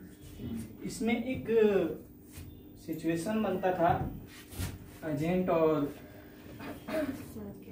जो खरीदार होते थे आपस में मिल जाते थे और मिलकर ये डिसाइड कर लेते थे कि MSP से। यहाँ भी एक सिस्टम था, मंडी, एक स्टेट का एक मंडी होता था और किसान वहीं बेच सकता। तो इसके साथ ये मिलकर डिसाइड कर लेते थे कि किसान को ये प्राइस देना, इससे एक घाटा हो जाता था कि किसानों को उचित मूल्य नहीं मिल पा रहा। अब कि MSP का कमीशन खोरी था वहां भी जाने पर कि एजेंट जो है कमीशन ले लेता, तेरा पहले बिकवा देंगे, तेरा पहले रखवा देंगे, इस तरह का।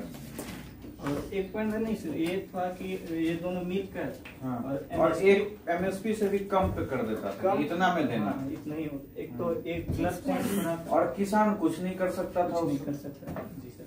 अगर एमएसपी को एवरेज क्योंकि कर दूसरी मंडी तो उसके पास है नहीं ना उसको तो। और ऐसा हुआ है, आपको ऑडियो वीडियो क्लिप मिलेगा, ऐसा हुआ है कि दूसरी वीडियो दूसरे मंडी जब चला गया, हरियाणा का पंजाब में हाँ, तो वो ले नहीं रहा था उस मंडी में, कह रहा था कि हम नहीं लेंगे, तुम फलाने जगह जाओ। उस पर FIR हो गई थी। हाँ।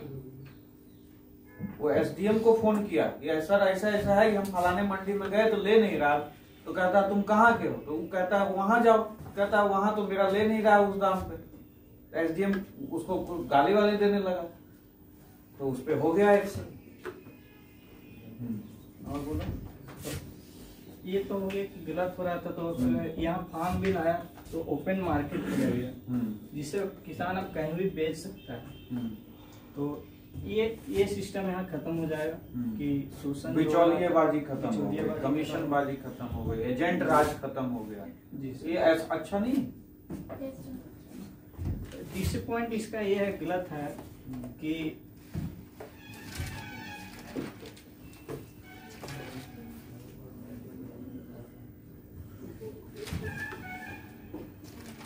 गलत ये है कि जो छोटे किसान भी यहाँ बेच पाते थे, जो छोटे किसान, बड़े फार्मर्स तो बड़े मजे ले रहे थे, लेकिन कुछ तो छोटे किसानों को भी फायदा मिल जाता था, उनकी वल्नरेबिलिटी बन सकती है, बन जाएगी।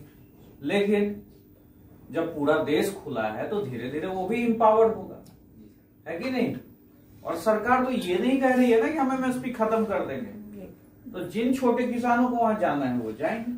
इसलिए डायरेक्टली सीधे नहीं बोलना है गलत है, आप उसको मिला के बोलेंगे कि वल्नरेबल हो सकता है, लेकिन सरकार तो कभी कही नहीं कि मोदी तो कह रहा है ना एमएसपी ना खत्म हुआ है ना कभी खत्म, एमएसपी है, लेकिन पैरेलल सिस्टम एक ये तैयार किया जा रहा है, ओपन मंडी कल्चर, खुली मंडी की संस्कृति का कल्चर, खुली मंडी की संस्कृति का माहौल बनाया जा रहा है, दिखाया जा रहा है कि ये तुम्हारे पास ये भी ऑप्शन है, इसके अलावा विंडो ऑफ अपॉर्चुनिटी है, अवसर बढ़ गया है।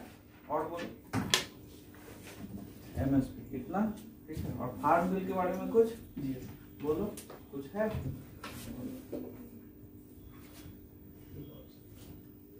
ऐसे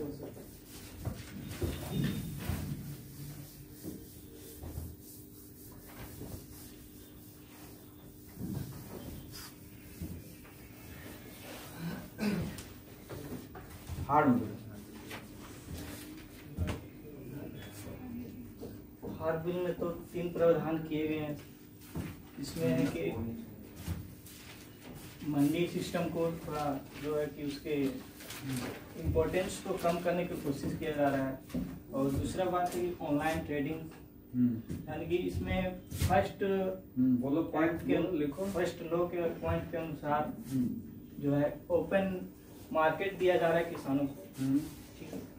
और दूसरा है कि ऑनलाइन ट्रेडिंग के सिस्टम लाया जा रहा है कि एक ऐसा प्लेटफॉर्म दिया जाए किसानों को कि हर एक जगह जो मान लीजिए आलू प्याज ये इस स्थान पर ये प्राइस में है, तो किसान उसको देख सकते हैं, यानी कि जो सेंसेक्स वगैरह का जो चलता है सिस्टम कि इस चीज का रेट अभी ये है। देखो तो कितना पॉइंट बढ़िया बोला कि उस ऑनलाइन मंडी पे रेट है कि ये ब्राउन राइस है 300 रुपए किलो, तो ब्राउन राइस 300 रुपए किलो बिक रहा है, वो किसान भी देख रहा है ब्राउन राइस का इतना वैल्यू है, क्यों ना हम ये भी उपजाएं। एक तो इनकरेज मिलेगा उसको, वेराइटीज ऑफ प्रोडक्ट को भी अपने मार्केटिंग कर पाएगा वो अपने प्रोडक्ट्स, ठीक है। तो जैसे रेट बढ़ता घटता रहता है तो कीमतों को देखकर ही उत्पादन होता है, तो किसान जो है उन कीमतों को देखकर उन पर्टिकुलर प्रोडक्ट की तरफ अट्रैक्ट भी होगा, वो सोच पाएगा। अभी उसका सोच खत्म हो गया है, धान और गेहूं तक उसका सोच लिमिट रह गया। बहुत बढ़िया पॉइंट।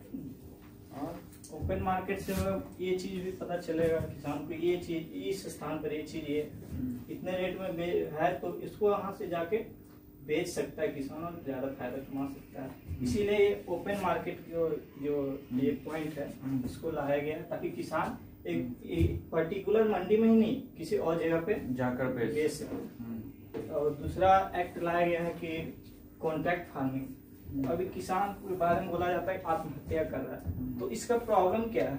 इसका मतलब है इनकम उसके पास बहुत कम है, उसके इनकम ही नहीं है, तो सरकार इंकरेज करने के लिए इसको कॉन्ट्रैक्ट फार्मिंग लाया है ताकि किसान जो है एक बड़े एरिया में किसी भी फसल को उपजाकर ज्यादा इनकम कमा सकता है। वो कैसे होगा? तो मान लीजिए कोई कंपनी आती है, किसान से कॉन्ट्रैक्ट करती है, ये चीज मेरे इतने में जरूरी है, तो उस पर प्राइस फिक्स करेगा। और प्राइस फिक्स करने से ये प्रॉब्लम नहीं होगा कि किसान को ये डर नहीं सताएगा कि हाँ मेरा फसल बिकेगा या नहीं बिकेगा। इससे ये भी फिक्स हो जाएगा कि किसान का फसल बिकेगा। मतलब जो कॉन्ट्रैक्ट लेगा तो ही विल और सी विल टेक केयर ऑफ ना कि मुझे इसको बेचना है। और कॉन्ट्रैक्ट किसी भी फेज पे हो सकता है। आपका खेत है, आप खेती कर रहे हो, आप ही ने उस पर सिंचाई भी की, और अगर सिंचाई करने का काम नहीं है, सिंचाई करने के समय आपको अपने बेटे के साथ उसका बेंगलोर में एडमिशन करवाने जाना है, सपोज करो आप निकल गए बेंगलोर, सिंचाई का किसी को कॉन्ट्रैक्ट दे दो, मतलब you can give contract at any stage. लेकिन लिखा हुआ pre sowing contract, pre sowing contract भी होगा, बुआई के पहले का कॉन्ट्रैक्ट होगा। आप अगर फसल को बेचने का किसी को कॉन्ट्रैक्ट देना चाहते हैं, आप बेच नहीं पा रहे हैं, आप बेचने का भी कॉन्ट्रैक्ट दे सकते हैं। किसी भी स्टेज पर कॉन्ट्रैक्ट हो सकता है। मतलब आप में इतना सामर्थ्य नहीं है कि आप बाजार भाव को समझ सके, आप बार्गेनिंग नहीं कर सके, तो आप अपने फसल का बेचने का भी कॉन्ट्रैक्ट दे सकते हैं। तो जो कॉन्ट्रैक्ट लेगा उसको अच्छे दाम पर बिकवाएगा ताकि वो आपको भी कुछ उसका प्रॉफिट का हिस्सा दे सके। ठीक है, चलिए और कुछ? ठीक है, तीसरा बिल जो था, तीसरा था एसेंशियल कमोडिटी। उसमें ये डर तो नहीं लग रहा है तुम्हें कि वो जमाखोरी हो जाए। जैसे देखो, इसने बहुत अच्छा कोशिश किया। सबसे पहले तो इसने ये हिम्मत किया कि तुम लोगों के बीच में निकल के ये आया, ठीक है, तो निकल के आया, जो कुछ भी बोला। आज ये मेहनत करके अगर कम आया होगा तो अगली बार ये और पढ़ के इस मतलब जो भी टॉपिक यहाँ से हम देंगे इस पे डिबेट होगा तो आप लोग पढ़ के आओगे। अब आप जो सुन रहे थे, अगर आपको कोई एक पॉइंट मिलता है तो जैसे मैं बोलता हूं वैसे ही ये क्या डिबेट क्यों है? आइडियाज का फ्लो बढ़ाने के लिए, आइडियाज शेयर करने के लिए। जब आप आइडियाज शेयर करेंगे तो आपके थॉट्स इनरिच होंगे, that will ultimately benefit you in mains. Idea नहीं रहेगा, ब्लॉक हो जाएगा, जो रट के जाओगे वो भूल जाओगे। ये जो बात करते हैं हम लोग, जो चर्चा करते हैं, यही आपको मेंस में लिखने के लिए मदद करेगा। अदरवाइज याद रहा हुआ कोई भी चीज वहां पर काम नहीं आता। अल्टीमेटली यहाँ पर क्या हो रहा है? Share of thoughts. कोई टॉपिक है, डिबेट है, तो अपने आइडियाज को आप क्या करेंगे? शेयर करेंगे। तो आप जो बैठे रहेंगे, अगर आपको कोई नया आइडिया मिलता है तो उसको आप जॉट आउट तुरंत कर ले, पॉइंट बढ़ेगा। एक लिमिट आएगा, अगर आप लोग सब लोग पढ़ के आओगे तभी ये बेनिफिट मिलेगा। अगर आप लोग सब सोचोगे कि अंकित और प्रिंस यहाँ पर एक्सप्लेन कर देगा और हम लोग लिख लेंगे, गेटिंग और नॉट नीति, आपको ये नहीं सोचना है कि वो पढ़ के हमें बता देता है तो मेरा तो काम हो गया। You need to also Google, you need to also Google कि मुझे भी यहां पर जाकर बोलना है, तभी जाके एक एक पॉइंट हर टॉपिक में पढ़ेंगे। बिलीव करो, अल्टीमेटली ये डिस्कशन तुम्हारे काम आने वाला है। हर टॉपिक में आग बन जाओगे इस तरह से, ठीक है। कहीं भी डिबेट कर सकते हो। आज ये धीरज तो पहली बार बोला होगा तुम लोगों के साथ, पहली बार बोला होगा। आज ये पहली बार बोला है, 2 3 4 बार के बाद देखना इसका कॉन्फिडेंस अपने आप बढ़ेगा। यही आपको इंटरव्यू में हेल्प करेगा। तो मेरा जो काम है वो रिजल्ट ओरिएंटेशन के जैसा है कि आपको किसी भी तरह में रिजल्ट दिलवाऊं। ये नहीं कि भीड़ इकट्ठा किया, पैसा लिया, कोर्स खत्म करा दिया, tata bye bye. Ultimately result oriented पढ़ाई करानी है, इसीलिए मैं इतनी सारी कोशिशें आपके साथ नित्य नए एक्सपेरिमेंट कर रहा हूँ। हाँ, अब आइए, कोई और आना चाहते हैं बतलाइए। आइए गौतम, आइए जाओ। हाँ, कॉपी लेके जाओ, कोई तो नहीं, मैं भी कॉपी दे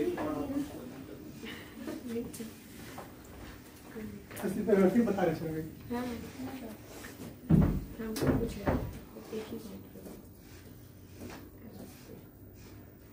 एमएसपी जो है सर, ये एबॉलिश अगर होना चाहिए तो क्यों होना चाहिए? तो सबसे पहला जो है इसका ड्रॉबैक या फिर जो भी लिमिटेशंस कहते हैं कि एक sir crop alteration question, crop alteration या फिर जो डाइवर्सिफिकेशन है, फसल विविधीकरण हिंदी में बताओ। डाइवर्सिफिकेशन जो है सर उसको हैम्पर कर रहा है। उसके वजह से क्या रहा है सर कि फार्मर जो है वो बस कुछ एक लिमिटेड 22-23 फसल है। Yes, sir. और उसमें भी मेनली धान की उसी पर सर वो सेंट्रिक हो जा रहा है सर। तो उसके वजह से मतलब अदर ल्यूक्रेटिव क्रॉप्स भी हैं, एक्सोटिक क्रॉप्स हैं, उनकी तरफ वो अट्रैक्ट नहीं हो रहा है, सिर्फ धान गेहूं में लगा हुआ है, जैसे पर्यावरण को भी नुकसान। उसके वजह से सर सिर्फ ये हो रहा है सर कि हमारा जो कैलोरीफिक नीड है सर सिर्फ वो पूरा सर जो न्यूट्रिशन नीड है या हाँ तो फिर बिल्कुल, उस पॉइंट को लिखो एकदम, बहुत इंपॉर्टेंट पॉइंट, ये हमने बतलाया भी था लेकिन लिखो इसको। इसमें धान गेहूं खाकर सिर्फ क्या हो रहा है, बैल बन रहा है। घोड़ा बनने के लिए तो न्यूट्रिशन लेना पड़ेगा ना। और सर इस न्यूट्रिशनल नीड को पूरा करने के लिए सर हमको सर किसी अदर कंट्रीज पे डिपेंडेंसी बिल्कुल, दाल का भी इंपोर्ट करते हैं हम लोग, है ना, इवन की दाल का भी इंपोर्ट कर रहे हैं। तो सर उस डिपेंडेंसी को भी सर जैसे ही एमएसपी खत्म होगा सर या फिर सर एमएसपी को अगर एबॉलिश करेंगे तो सर जैसे ही किसान का सर ध्यान जब किसी और अदर क्रॉप या सर एक्सोटिक फ्रूट्स नट्स उस पे जाएगा सर, तो जो हमारा न्यूट्रिशनल नीड है सर उसको भी सर उस पर हमारी डिपेंडेंसी हमारी खुद की होगी सर। तो उसकी वजह से सर एक तो एमएसपी का ये सबसे बड़ा फला हो गया। दूसरा कि सर ये इकोलॉजिकल इम्बैलेंस जो है लाइकवाइज की जैसे कि जो वाटर का लेवल सर पॉइंट लिखो, इकोलॉजिकल बैलेंस, पारिस्थितिक इकोलॉजिकल इम्बैलेंस कर रहा है, इसलिए इसको खत्म, पारिस्थितिकी असंतुलन पैदा कर रहा है। वाटर लेवल डिप्लीशन इसमें लिख सकते हो, ठीक है, जमीन में पानी का स्तर क्या हो रहा है, कम हो रहा है।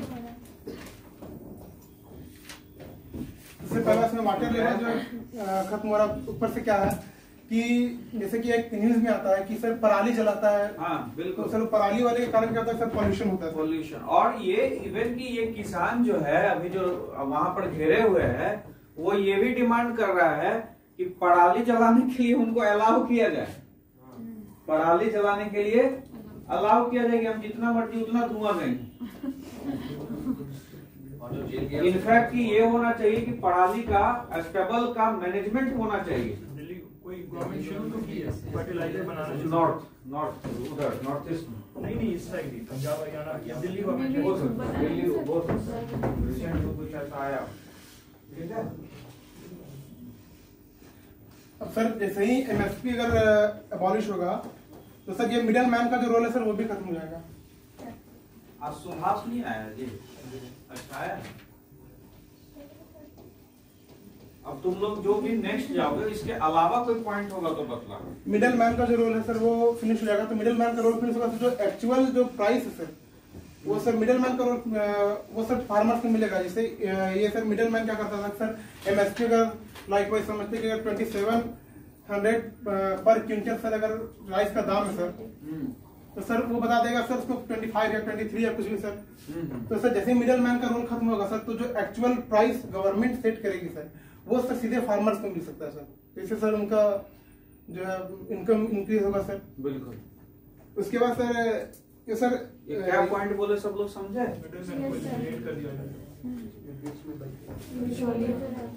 मंडी का और सर फिर एमएसपी का एक और जो है एमएसपी जैसे ही सर खत्म होगा सर एमएसपी जो सर कभी कभी सर किसी क्रॉप की सर एक्चुअल वैल्यू हो सकती है सर। मिनिमम सुपरवाइज बोला कि गवर्नमेंट जब फिक्स करेगी तो एमएसपी तो फिक्स कर ही रहेगा। क्या एमएसपी ने सपोर्ट स्टेट्स का ऑब्जेक्शन भी ये था कि अगर फार्म लॉज आते हैं तो मंडी सिस्टम खत्म हो जाएगा। ये स्टेट ऐसे ऑब्जेक्ट मंडी में अगर हम लोग चैलेंज करेंगे कंपटीशन क्रिएट हो सकता है एपीएमसी में और इसीलिए फिर चला गया कॉन्स्टिट्यूशनल लेवल पे फिर कंकरेंट लिस्ट का मामला आ गया कोर्ट में वहां से चैलेंज करने के बाद उससे पूछना क्या बोल रहा है देखो ये लोग बोलो। यहाँ पे ये हुआ कि यहाँ बोले कि गवर्नमेंट प्राइस फिक्स करेगी, जब प्राइस फिक्स कर ही रही सर कि सर मुख्य था सर कि मिडिल मैन को सर एबॉलिश करना सर इसमें जो एमएसपी जो सर मिडिल मैन का जो रोल था सर एक पर्पस है, एबॉलिश गवर्नमेंट का एक पर्पस है कि मिडिल मैन एबॉलिश। ये 2700 वाला क्या बोले ये इसको समझाओ। सर 2700 में था कि पहले जो अगर मान लेते किसी एक क्रॉप का गवर्नमेंट जो प्राइस दे रही है वो अगर दे रही है 2700 पर क्विंटल जैसे सर राइस का या फिर सर जो व्हीट अल्टीमेटली वो कम मिलता है। अल्टीमेटली क्या है कि सर मिडिल मैन जब फार्मर पता करने का कि कितना दाम दे रहा है तो सर वो कम बताता था और सर कम बताता तो सर उसको जो एक्चुअल जो प्रॉफिट या फिर जो भी गेन मिलना चाहिए था फार्मर को सर वो नहीं मिल पाता। तो सर मिडिल मैन का रोल जब एबॉलिश होगा तो सर वो अल्टीमेटली बेनिफिट मिलेगा फार्मर को, ultimately will reach to farmer. ठीक है, समझा चंदन? हाँ आगे बोलो सर। इसके बाद क्या है कि सर एमएसपी जो बहुत बार सर एक्चुअल वैल्यू जैसे क्रॉप का सर वो नहीं मिल पाता था सर। लाइकवाइज की हम देखते हैं सर कि जैसे कि आपका शुगर केन का जो है सर, शुगर केन का सर जो यूपी में या फिर जो उसके नेबरिंग इलाके में सर, उसका अभी रेट जो है वो 3 to 4 रुपीज पर केजी है sir 3 to 4 rupees per KG इसका प्राइस जो मिलता है। तो सर क्या लगता है कि ये वैलिड है सर, शुगर केन का सर पर केजी उतना मिल रहा है सर उसको, इवन दो कि सर ये पूरा सर एक सीजन पूरा 1 ईयर का चलता है सर इसका ये जो क्रॉप सीजन जो है पूरा तो पूरा 1 साल लगता है गन्ने के फसल को पूरा होने में। और सोचो जब पूरा होता है तो कितना मिल रहा है उसको, इसका मतलब एक्चुअल प्राइस हो सकता है और ज्यादा। तो हम लोग क्या करते हैं, रेगुलेट करते हैं चीनी के दामों को। अरे चीनी वैसे ही जहर है, मत करो रेगुलेट, होने दो 200 रुपए किलो, जो खाएंगे किसानों को भी फायदा होगा। Getting or not? और चीनी के दाम को रेगुलेट करके, क्योंकि चीनी बढ़ गया, अगर यहाँ पर माइंडसेट क्या है, चीनी और प्याज का दाम बढ़ गया तो लोगों को परेशानी है। लेकिन आप ये समझो, आप फ्री मार्केट को क्या कर रहे हो, आप होने नहीं दे रहे हो। आप चीनी का दाम बढ़ जाता है तो आर्टिफिशियली चीनी के दाम को कम कर दिया जाता है। चीनी का दाम बढ़ रहा है तो इंपोर्ट करके चीनी लाया जाता है, और यहाँ अपने देश में गन्ने के दाम को बढ़ने नहीं दिया जाता है। तो ये बहुत इंपॉर्टेंट पॉइंट है। ठीक है, और तो जैसे ही सर ये जब ये एमएसपी खत्म हो जाएगा तो सर अल्टीमेटली जो फार्मर का बार्गेनिंग पावर है वो सर बढ़ेगा सर।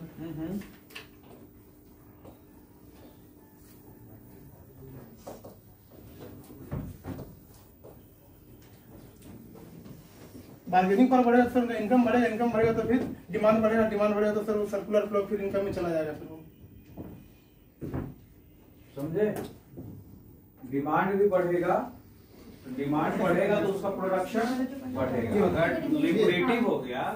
अगर लिबरेटिव हो गया प्रोडक्शन तो लोग फिर गन्ने का भी प्रोडक्शन करेंगे। जिन चीज में फायदा होगा उस चीज में प्रोडक्शन करेंगे। अब सर ये एमएसपी का एक और था जो था कि सर इसका जो बेनिफिट था वो सारे फार्मर्स को अक्रॉस द कंट्री सारे फार्मर्स को नहीं मिलता था। स्पेशली सर इसका जो बेनिफिट था वो लार्ज या फिर सर जो मिडल वाले जो फार्मर थे सर वही सब उठाते थे। स्मॉल फार्मर्स पर इसका बेनिफिट नहीं आ रहा था सर स्मॉल फार्मर्स के पास। तो अल्टीमेटली जब ये एमएसपी वाला खत्म हो जाए तो सर स्मॉल फार्मर्स जो उसमें नहीं हो सकता कि एमएसपी खत्म होने के कारण जो है वो स्मॉल फार्मर्स वल्नरेबल हो जाए।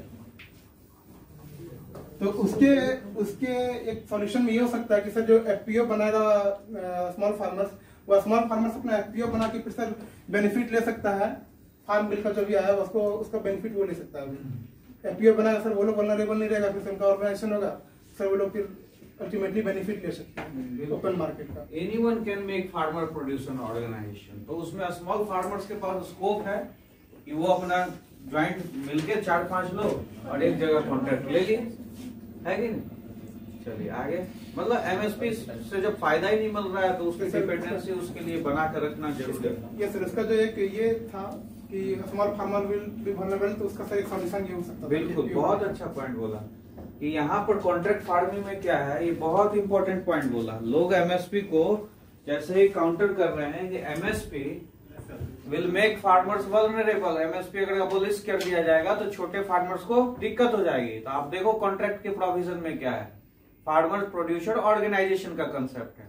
तो विद फार्मर्स प्रोड्यूसर ऑर्गेनाइजेशन क्या होगा कि small farmers will make joint venture, और वो मिल के क्या करेंगे, कॉन्ट्रैक्ट लेंगे। अब कहोगे कि उसके रिसोर्स नहीं है, तो जब 5 लोग मिलेंगे तो कुछ रिसोर्स जमा करेगा, लोन भी ले सकता है। उनके लिए अगर नहीं है लोन तो लोन की फैसिलिटी भी सरकार की तरफ ये डिमांड में हो सकता है। जैसे उसने पूछा सतीश ने कि क्या होगा, तो भाई अमेंडमेंट की अगर बात चलेगी तो कहेगा जो प्रॉब्लम है उसको दूर किया जाए, छोटे फार्मर्स को लोन लेने की भी सुविधा दो ताकि वो भी कॉन्ट्रैक्ट ले सके। आपको यही डर है कि जियो मार्ट कॉन्ट्रैक्ट लेगा, तो छोटे फार्मर्स कॉन्ट्रैक्ट लेने के लिए क्या किया जा सकता है, सजेशन में हो सकता है लोन फैसिलिटी उनको उपलब्ध कराओ। ठीक है, और अभी भी सबसे होता है सर कि जो स्मॉल फार्मर्स है उनको लोन आसानी से नहीं मिल पाता है। तो और ये होता है कि जैसे कि उनका सेल्फ हेल्प ग्रुप है, ऑर्गेनाइजेशन है, तो उनको लोन इजिली मिल जाता है। जैसे ही वो एफपीओ बनाएगा तो उनको लोन भी आसानी से मिल जाएगा, तो उनके लिए कैपिटल आएगा तो अल्टीमेटली वो फिर अपना एग्रीकल्चरल एक्टिविटी जो है वो कर सकता है आराम से। सेल्फ हेल्प ग्रुप्स को ऐसे भी बैंक आसानी से लोन देती है।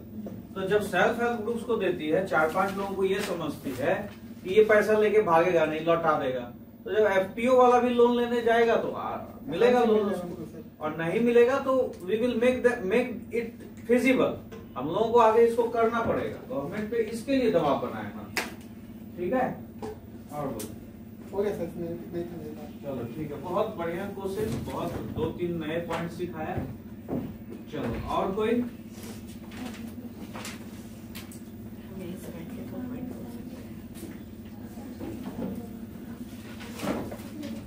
गर्ल्स में कोई? सर हम यही से 2 पॉइंट बोलना चाहेंगे। यहीं से क्या है बोलना है? सर क्योंकि नवीन कंप्लीट कर दिया है, बस उसका एक और 2 नहीं तो पॉइंट। एक और पॉइंट बोल दीजिए, नहीं तो अभिषेक पूरा कर देगा। अच्छा जल्दी से।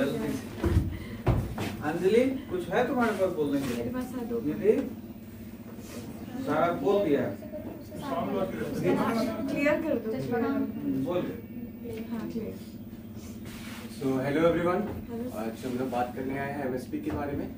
तो सब जो लोग अभी गौतम और सुधीर ने जो बताया एमएसपी के बारे में, तो थोड़ा सा हिस्टोरिकल बैकग्राउंड के मीडियम से आप लोगों को बताना चाहूंगा कि एमएसपी सबसे पहले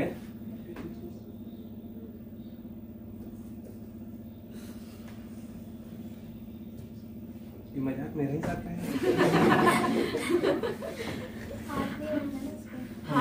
हाथ मत सटने दो उसमें। ऐसे लिखो।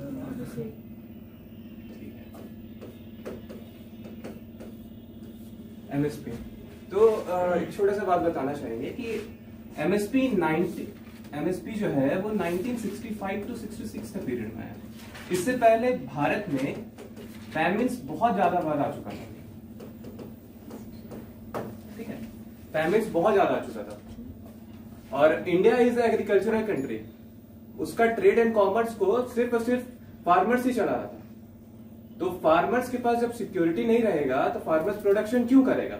सबसे पहले ये क्वेश्चन था। तो भारत सरकार ने क्या किया, फूड सिक्योरिटी का प्रोटेक्शन के लिए एमएसपी देना स्टार्ट किया। और लेकिन इसमें एक छोटा सा प्रॉब्लम था कि फूड सिक्योरिटी देने के लिए एमएसपी जो निकाला था वो मिनिमम सपोर्ट प्राइस था। इसमें 22 क्रॉप्स का डाइवर्सिफिकेशन किया गया था। लेकिन क्या हुआ, इसमें इंडियन सोसाइटी था वो 2 फार्मर्स में इस वक्त तक बदल चुका था, एक रिच और एक पुअर।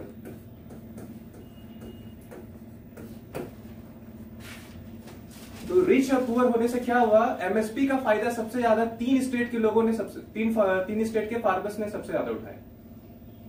एक हरियाणा, एक पंजाब और एक वेस्टर्न यूपी। ठीक है, लेकिन ये एमएसपी हम लोग के लिए बहुत ज्यादा ही इंपॉर्टेंस था क्योंकि उस समय के किसान जो थे वो वल्नरेबल थे। किसी भी इकोनॉमी का अगर बैकबोन ही फार्मर्स हो और वो वल्नरेबल हो तो उसका इकोनॉमी का डेवलपमेंट कभी नहीं हो सकता। तो एमएसपी यहाँ पे इन लोगों को फूड सिक्योरिटी के साथ साथ ये लोगों को फ्रीडम ऑफ चॉइस भी दिया कि हाँ, अगर आप इतना क्रॉप्स का डेवलपमेंट, इतना प्रोडक्शन करते हैं तो हम लोग आपका सिक्योरिटी देंगे। लेकिन इस समय तक क्या हुआ था, फैसिलिटीज नहीं थे, तो इस समय स्टोरेज के लिए बड़ा बड़ा बफर स्टॉक्स बनाया गया था।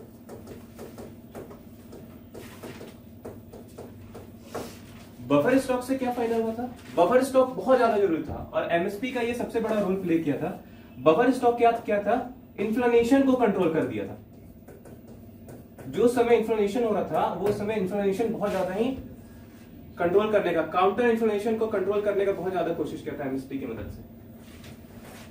और दूसरा बात, यहाँ पे फूड प्रोडक्शन को ये बहुत ज्यादा ही हेल्प किया था। लेकिन बाद में क्या देखा गया कि एमएसपी से बस कुछ ही फार्मर्स लोग फायदा उठा पा रहे। ठीक है, तो इसको लेकर बहुत ज्यादा फार्म बिल्स आया। जो अभी हम लोग रिसेंट जानते हैं वो फार्म बिल 2020 के बारे में। इसमें फार्मर्स को फ्रीडम ऑफ चॉइस दिया गया। फ्रीडम ऑफ चॉइस में क्या हुआ कि फार्मर्स के पास अब पूरा इंडिया, अब इंडिया पूरा एक मार्केट बन चुका है, अब उसके पास फ्रीडम ऑफ चॉइस है, वो कहीं पर भी अपना प्रोडक्ट जाके सेल कर सकता है, ठीक है।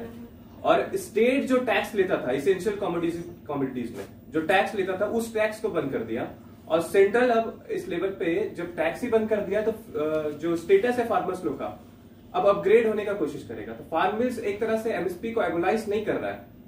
फार्मर्स क्या कर रहा है, ये फार्म मिल क्या कर रहा है, फार्मर्स को एक पोजीशन दे रहा है जो अपना सोसाइटी में अपना स्टेटस को डेवलप कर सके, ठीक है। तो इस कारण से एमएसपी बहुत ज्यादा, ना तो मैं ये कहूंगा कि हमें एमएसपी को एगोनाइज करना चाहिए और ना ही इसे बढ़ावा देना चाहिए। एमएसपी हम लोग को देश को इन्फ्लेशन को कंट्रोल करने के लिए लाया गया था, इसलिए एमएसपी एक इम्पोर्टेंट हम लोग के देश के लिए इम्पोर्टेंट है। सुने समझे ये बात क्या बोला? ये हिस्टोरिकल बैकग्राउंड में तुम लोगों को ले गया, और एमएसपी का पर्पस एक ये भी है टू कंट्रोल इन्फ्लेशन, महंगाई कंट्रोल करना। ये एक बहुत इंपॉर्टेंट पॉइंट है। लेकिन इसका एक मिनट, ये इन्फ्लेशन कम करने का एक पॉइंट बतला है, ये आपकी जानकारी हुई, लेकिन क्वेश्चन क्या पूछेगा वो डालना है। समझे या नहीं समझे? आप लोग क्या करते हैं जब रिसर्च करते हैं तो कुछ भी अननेसेसरी जो पूछता नहीं है वो भी डाल देते हैं। आप एक पॉइंट आप लिखेंगे कि एमएसपी सरकार खत्म करने के लिए नहीं कह रही है, और एमएसपी कैसे बेनिफिट है उसका एक पॉइंट मिल गया आपको कि एमएसपी ऑल्सो कंट्रोल्स इन्फ्लेशन। सरकार एसेंशियल कमोडिटीज वाले एक्ट में भी कह रही है कि भंडारण का ऑर्डर दिया है तुमको, इसका मतलब ये नहीं कि हम परमानेंटली तुमको मनमाना करने देंगे। एनी टाइम गवर्नमेंट तो गवर्नमेंट है, गवर्नमेंट को कोई रोक सकता है क्या? एनी टाइम अगर ऐसे कुछ सर्कमस्टेंसेस आते हैं, देश में सुनामी आता है, अर्थक्वेक आता है, जरूरत पड़ती है, तो एसेंशियल कमोडिटीज एक्ट उस समय के लिए क्या होगा, निरस्त हो जाएगा, कैंसिल हो जाएगा। तो ये भी सरकार ने कहा है। तो एमएसपी का ये एक बहुत इंपॉर्टेंट पॉइंट कि एमएसपी के सपोर्ट में कि सरकार, ये तो हिस्टोरिकल बैकग्राउंड है कि एमएसपी क्यों आया, तो इन्फ्लेशन को कंट्रोल करने के लिए आया।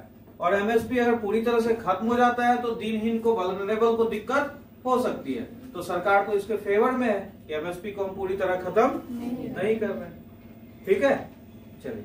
सर ये 1965, 66 और अभी 2020, उससे पहले कोई फार्म बिल इसी तरह कोई आया था? जैसे कि पीएम बोलते हैं अपने की एक रात में नहीं बन गया, तो 2017 में कार्यवाही कमेटी बैठी थी, वो बहुत सारे मॉडल फार्म बिल्स को बनाई। हाँ बिल्कुल, 2016 में बनी थी शायद, 2017 में बनी, 17 में आ गया था सर, 18 में, 18-19 में एक कमेटी बनी, वो चेक की जो लॉज हैं इंडिया में, इंडियन एग्रीकल्चर मार्केट को रेगुलेट करने के लिए उन लॉज को, तो बोली की जो एपीएमसी है यहाँ बहुत करप्शन है, तो नए लॉज लाने चाहिए। तो फिर ये नए लॉज को लाया गया 2020 में। ये कहानी तो उस समय से शुरू हुई जब प्लानिंग कमीशन को खत्म किया गया। प्लानिंग कमीशन को खत्म किया गया और नीति आयोग को काम में लगाया गया, और नीति आयोग से यही पूछा गया, बोला गया कि आप एक रूपरेखा तैयार करो, एग्रीकल्चर प्रोडक्टिविटी की बात की गई, ये एग्रीकल्चर प्रोडक्टिविटी को कैसे बढ़ाया जाए। नीति आयोग ने रिकमेंडेशन दिया कि ये फूड सफिशियंसी तो अभी आपकी है, लेकिन you will became a food insufficient economy, आपकी खाद्यान्न आत्मनिर्भरता क्या हो जाएगी, धीरे धीरे खत्म हो जाएगी। प्रोडक्टिविटी इंक्रीज करने की बहुत ही जरूरत है, और इसके लिए नीति आयोग ने एग्रीकल्चर क्लाइमेटिक जोन को आइडेंटिफाई किया और पूरे देश को 17-18 जोनों में बांटा। और इसके बाद ये कहानी धीरे धीरे कमेटी बनी इस फार्म बिल को लाने के लिए कि फार्म बिल को लाया जाए। तो धीरे धीरे जब ये कमेटी बनी तो ये रूप अल्टीमेटली ये ड्राफ्ट तैयार होकर आपके सामने में आए। ठीक है, तो इसके तरफ से एक इम्पोर्टेंट पॉइंट मिल गया, इन्फ्लेशन कंट्रोल करने के लिए एमएसपी आया था, ये जरूरी है, इसलिए इसको हम कंप्लीट एबोलिश करने की बात नहीं कर रहे हैं। बहुत बढ़िया कंट्रीब्यूशन हुआ। ठीक है, जाओ अब देखो दूसरा कोई और कुछ बतला पाता नहीं। सब तो सर बता दिए,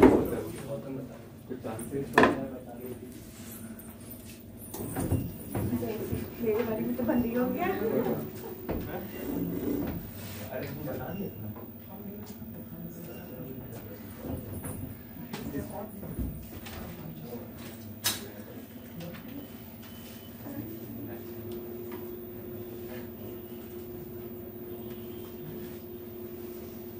आकाश कुछ समझ में आ रहा है? थोड़ा मोड़ा आ रहा है तो समझा नहीं?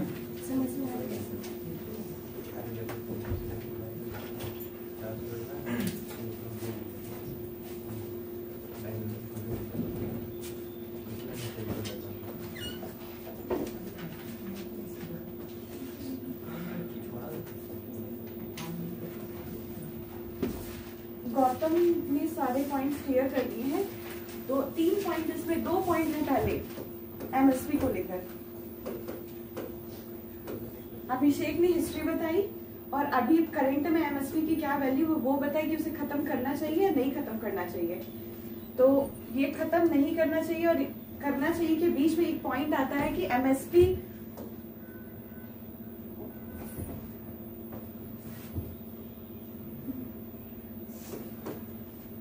इसका एक पॉइंट है कि एमएसपी कंपटीशन भी क्रिएट करता है, तो एमएसपी को खत्म नहीं भी किया जा सकता, क्योंकि हमने बोला कि नेशनल लेवल पे, लेकिन ये इंटरनेशनल लेवल पे, जैसे हिंदी में हम इसको एमएसपी को सहायकी बोलते हैं, क्योंकि हमें न्यूनतम समर्थन मूल्य भी लिखेंगे और सब्सिडी को जो हम बोलते हैं सहायकी बोलते हैं। तो ये नेशनल लेवल पे तो मतलब कंपटीशन बढ़ाएगा, बट इंटरनेशनल लेवल पे भी बढ़ाएगा, क्योंकि हमेशा अब जो जैसे अमेरिका है वो हमेशा बोलता है कि मतलब हम विकासशील देश नहीं है, वो हमेशा ये चीज में हमको लाने की कोशिश करता है। वो कहता है कि अपने किसानों को सब्सिडी देते हैं जिसकी वजह से मतलब हमारे किसान इन्फ्लुएंस होते हैं, नहीं ना बोलेंगे सर? बिल्कुल, बहुत इंपॉर्टेंट पॉइंट पकड़ी है, और ये पॉइंट तुम लोगों को तब समझ में आता जब हम लोग चर्चा करते WTO एंड एग्रीकल्चर। जब हम लोग चर्चा करते WTO and agriculture, WTO and agriculture में ये है MSP, what we are providing to our farmers, they consider it as subsidy। कहते हैं क्या कि ये सब्सिडी, और WTO के अंदर when you signed जो WTO को अपने एग्रीमेंट को साइन किया तो वहां पर यह है कि आपको सब्सिडी कम से कम देनी है। आप फार्मर्स को अगर सब्सिडी देते हो तो अपने प्रोडक्ट, हमारे प्रोडक्ट क्या हो जाएंगे, चीपर हो जाएंगे, सस्ते प्रोडक्ट मिलेंगे, तो हम लोग बाजार पे आधिपत्य जमा लेंगे, पकड़ बना लेंगे। तो WTO के सिग्नेचरी होने के नाते हम लोगों को ये दबाव बनाया जाता है कि आप अपने किसान को MSP मत दो, आप अपने किसान को सपोर्ट कर रहे हो। तो MSP एक सब्सिडी के रूप में है, और कहीं ना कहीं ये फार्मर्स को हेल्प करता है, तभी तो अमेरिका मना कर रहा है। Getting or not? अपने मेज फार्मर्स को इतनी ज्यादा सब्सिडी देता है क्या? अपने मेज हाँ, वो अलग बात है, उसके लिए हम लोग भी मना कर रहे हैं। हम लोग कह रहे हैं कि हम हैं डेवलपिंग, फिर भी हम सब्सिडी ना दें, और तुम जो है वो अपने फार्मर्स को सब्सिडी दो और हम लोग क्यों ना दें। बहुत कम है। और तो इसके लिए हम लोग भी बात करते हैं। डेवलपिंग कंट्री में इंडिया जो है वो लीडर है सारे डेवलपिंग कंट्री का, और अमेरिका से वहां लड़ता है। इसके लिए, किसके लिए? MSP के लिए। आप बतलाओ, MSP के लिए जो देश लड़ता हो, कहीं से भी वो MSP को खत्म करेगा? जहाँ जिस देश में इतने सारे वल्नरेबल फार्मर्स हैं, तो MSP खत्म नहीं करेगा। तो ये बहुत स्ट्रॉन्ग पॉइंट है कि हम तो इस MSP के लिए दुनिया से लड़ बैठे, तो हम अपने वल्नरेबल फार्मर्स को क्यों खराब करेंगे भैया? हम तो एक विंडो ऑफ अपॉर्चुनिटी दे रहे हैं कि जो मिडिल फार्मर्स है, जो स्मॉल फार्मर्स है, वो और एक बेनिफिट उठाए, और MSP तो रहेगा रहेगा रहेगा। बहुत इंपॉर्टेंट पॉइंट है ये कंपटीशन क्रिएट करता है। हम MSP दे रहे हैं क्योंकि सिमरन पढ़ी हुई थी WTO एंड एग्रीकल्चर, इसलिए इसने इस पॉइंट को पकड़ में लिया। नहीं तो तुम लोग अगर पढ़े होते तो शायद तुम लोगों के दिमाग में घूमता। और क्या होता है कि जब एक बार आप सारा कुछ पढ़ लेते हैं, फिर दोबारा रिवीजन करते हैं, तो आपका नोट्स, आंसर सब बदल जाता है। ठीक है, आप मल्टी डिसिप्लिनरी, पॉलिटी का IR का चीज इकोनॉमिक्स में, इकोनॉमिक्स का चीज IR में, इस तरह से आप डालने लगते हैं। MSP एग्रीकल्चर का मुद्दा है, और उसमें बात कहां से लेकर आ गए? इंटरनेशनल ट्रेड से। इस तरह से आपका आंसर बनता है। बढ़िया, तो ठीक हम है। अपने किसानों को देंगे MSP, मतलब वो कभी खत्म नहीं की जा सकती, क्योंकि हमको उनको इंटरनेशनल लेवल पे भी कंपटीशन बनाना है, कंपटीशन क्रिएशन में भी हेल्प करता है। ये दूसरा पॉइंट हो जाता है।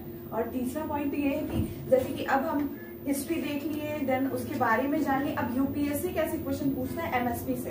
तो एक प्रीवियस ईयर का क्वेश्चन था कि जो इंग्लिश में जैसे उसको बोलेंगे कि वाटर एक्सपोर्ट से क्या समझते हैं आप, वाटर एक्सपोर्ट, तो इससे आप क्या समझते हैं, कोई बता सकते हैं मुझको कि वाटर एक्सपोर्ट से आप क्या समझते हैं? ये क्वेश्चन था UPSC का, वाटर एक्सपोर्ट, और हिंदी में होगा जल निर्यात से क्या आशय है।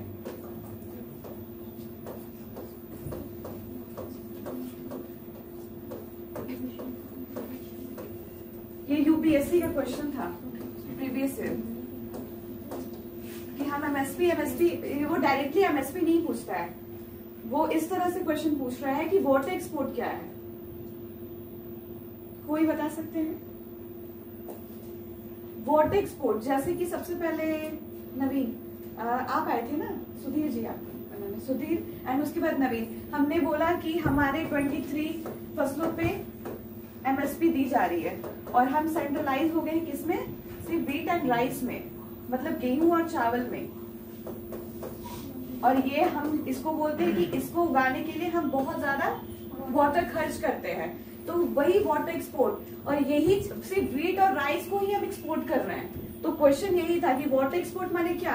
हम गेहूं और चावल को का ही ज्यादा उत्पादन करें, उससे ही ज्यादा प्रोड्यूस कर रहे हैं और उसका ही हम मतलब इंटरनेशनल लेवल पे व्यापार करते हैं, ट्रेड करते हैं। तो ये था वाटर एक्सपोर्ट का मतलब, हमको ऐसे लिंक करना था। समझ में आया वाटर एक्सपोर्ट? चलो आया, किसको आया सबसे ज्यादा समझ में? कौन बोला यस सर जोर से? वाटर एक्सपोर्ट कौन और अच्छे से एक्सप्लेन कर सकता है? अंकित आप एक्सप्लेन कर सकते हो वाटर एक्सपोर्ट? नया टर्म है लेकिन सुने जो मतलब सबसे ज्यादा, क्योंकि ये जो दो राइस बीट है और मैंने राइस, सर जिन राइस क्रॉप्स में मतलब वाटर ज्यादा यूज होता हो, आप लिमिटेड समझे या नहीं समझे? मतलब सिर्फ थोड़ा बहुत, देखो क्या वर्ड है, क्या यूपीएससी है, जस्ट इमेजिन। मतलब यूपीएससी का देखो टर्मिनोलॉजी देखो, वाटर एक्सपोर्ट। आप अफगान कंट्री को या और डेवलपिंग कंट्री को गेहूं बेचते हो, आप गेहूं एक्सपोर्ट करते हो, आप क्या एक्सपोर्ट कर रहे हो? आप अपने यहाँ का पानी एक्सपोर्ट कर रहे हो। हम पानी ज्यादा आपका डिप्लीट कर रहा है ग्राउंड लेवल, है ना? तो आप ये मत सोचो, आप तो उनको ज्वार बाजरा रागी भी दो, भूखे हैं कुछ भी खाएंगे, कोर्स ग्रेन प्रोड्यूस करो। आप अपना क्यों खराब कर रहे हो? उनका पेट तो किसी भी और भी बहुत सारे प्रोडक्ट है। आप गेहूं चावल के चक्कर में लगे हो, इसका मतलब you are not exporting wheat, you are not exporting rice, you are exporting your water. तो सोचिए इस बारे में। और हम लोग इसको सोच ही नहीं पा रहे, हम लोग गेहूं चावल के लिए मरे जा रहे हैं। अरे ज्वार बाजरा रागी जो पहले हम लोग खाते थे उसमें तो कम पोषण है, बहुत ज्यादा न्यूट्रिशन है, उसकी तरफ पानी कम है और उसकी तरफ हमारा ध्यान नहीं। जिसका ध्यान है उसने एम्पायर बना लिया, बाबा रामदेव। ठीक है, तो ज्वार बाजरा रागी की तरफ भी हमारा रुझान हो। तो सर जैसे ये वाला, जैसे हम तब से अबॉलिश के बारे में बोल रहे थे, और ये क्या है? आप इससे क्या और समझते हैं कि हमें सब्सिडी नहीं, मतलब कुछ जैसे प्रोडक्ट पे हम लिमिटेड हो गए हैं तो हम उनको दूसरे प्रोडक्ट्स के लिए भी मोटिवेट करेंगे, दूसरे प्रोडक्ट के लिए मोटिवेट करेंगे, अल्टरनेटिव प्रोडक्ट की तरफ किसान अट्रैक्ट होंगे। ठीक है, तो हमारा जो वाटर लेवल है वो बचेगा। ठीक है, बहुत अच्छा पॉइंट बोला। देखे डिस्कशन से होता है या नहीं होता है? कोई बोल रहा है एमएसपी इन्फ्लेशन कंट्रोल करने के लिए है, कोई बोल रहा है कि एमएसपी जो है अगर देंगे तो आप फिर वाटर एक्सपोर्ट करेंगे। वही हम लोगों ने जो इकोलॉजिकल इम्बैलेंस बोला था, अगर आप इसको, मैं कहता हूँ ना, क्वेश्चन पलटते रहो, क्वेश्चन पलटोगे तभी तो टीचर से डिस्कशन करोगे। अगर आज ये चर्चा चल रही थी, क्वेश्चन पलटते मुझे कोई वाटर एक्सपोर्ट का याद दिलाते तो मैं चर्चा करता या नहीं करता? इसीलिए क्वेश्चन आप पलटते रहो, then only you can evaluate UPSC. UPSC को जो इवेलुएट नहीं कर पाया वो लाख पढ़ ले, वो जवाब नहीं दे पाएगा। यूपीएससी को इवेलुएट करना बहुत इंपॉर्टेंट है, यूपीएससी कैसा क्वेश्चन पूछती है। तो यही देखो, ये एमएसपी सिंपल जो चल रहा था, इसमें कितने सारे हम लोगों ने पॉइंट्स ऐड किया डिस्कशन के थ्रू। जो लोग आए उनका बहुत बहुत बढ़िया स्वागत है, धन्यवाद। और जो लोग नहीं आ पाए, जिनको हाँ बच्चे, जो लोग नहीं आ पाए, जिनको ये लग रहा है पूरा इज्जत उनका चला जाता है यहाँ आने से, वो लोग धीरे धीरे अपने आप को स्ट्रांग बनाइए, कॉन्फिडेंस बिल्डअप कीजिए। जब तक आप गूगल नहीं करेंगे, जब तक आप सीखने की कोशिश नहीं, सीखा तभी तो बतलाएगा। एमएसपी महंगाई, एमएसपी वाटर एक्सपोर्ट, तो जब तक, मैंने पहले ही कहा था, सैटरडे फ्राइडे को कह दिया था कि आप लोग गूगल करना, संडे को हम लोग डिबेट करेंगे। कल देर शाम हो गया इसलिए हम लोग कल डिबेट नहीं कर पाए। तो आप लोगों को जब भी इस तरह का, जैसे पीआर अमानी वाला जो क्वेश्चन दिया था, मैंने उस पर भी सोचा था कि मैं डिबेट करूंगा, right of repetition versus right of dignified life. मुझे अगर इस तरह का कोई भी क्वेश्चन, बीइंग इंस्टीट्यूट डायरेक्टर, मुझे रिजल्ट देना है तो मुझे आपको हर टॉपिक से, चाहे वो ज्योग्राफी का कोई टॉपिक या आपको अगर कोई टॉपिक लगता है कि इसका डिस्कशन होना चाहिए, आप उसको सजेस्ट कीजिए। आप लोग सभी गूगल कीजिए, यूपीएससी में विदाउट डिस्कशन आपका होने वाला नहीं, आपके पास आइडियाज निकल के आएंगे जैसे ये है। ठीक है, चलिए आज की क्लास को यहीं बंद करते हैं। कल से हम लोग 10th की एनसीईआरटी को आगे बढ़ाएंगे। जल्दी जल्दी हम लोग पहले एनसीईआरटी 10th 11th और 12th का माइक्रो इकोनॉमिक्स नहीं पढ़ना है, मैक्रो इकोनॉमिक्स पढ़ेंगे, चैप्टर 3, 5, 6।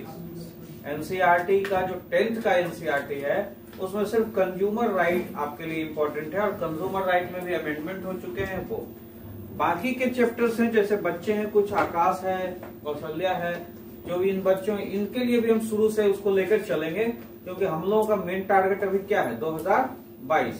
मेन टारगेट हम लोगों का 2022 का एग्जाम। बहुत सारे लोग इसमें 2022 में ही अपीयर होने वाले हैं, तो हम लोग अपना प्रॉपर समय देते हुए, चीजों पर कमांड करते हुए चलेंगे। ठीक है, चलिए ऑल द बेस्ट, कल मिलते हैं, कल 8 बजे। ठीक है, एनसीईआरटी को पढ़ो जल्दी जल्दी, जो नहीं पढ़े हो पढ़ के बैठोगे तो समझ में आएगा, ये कोशिश करते हो।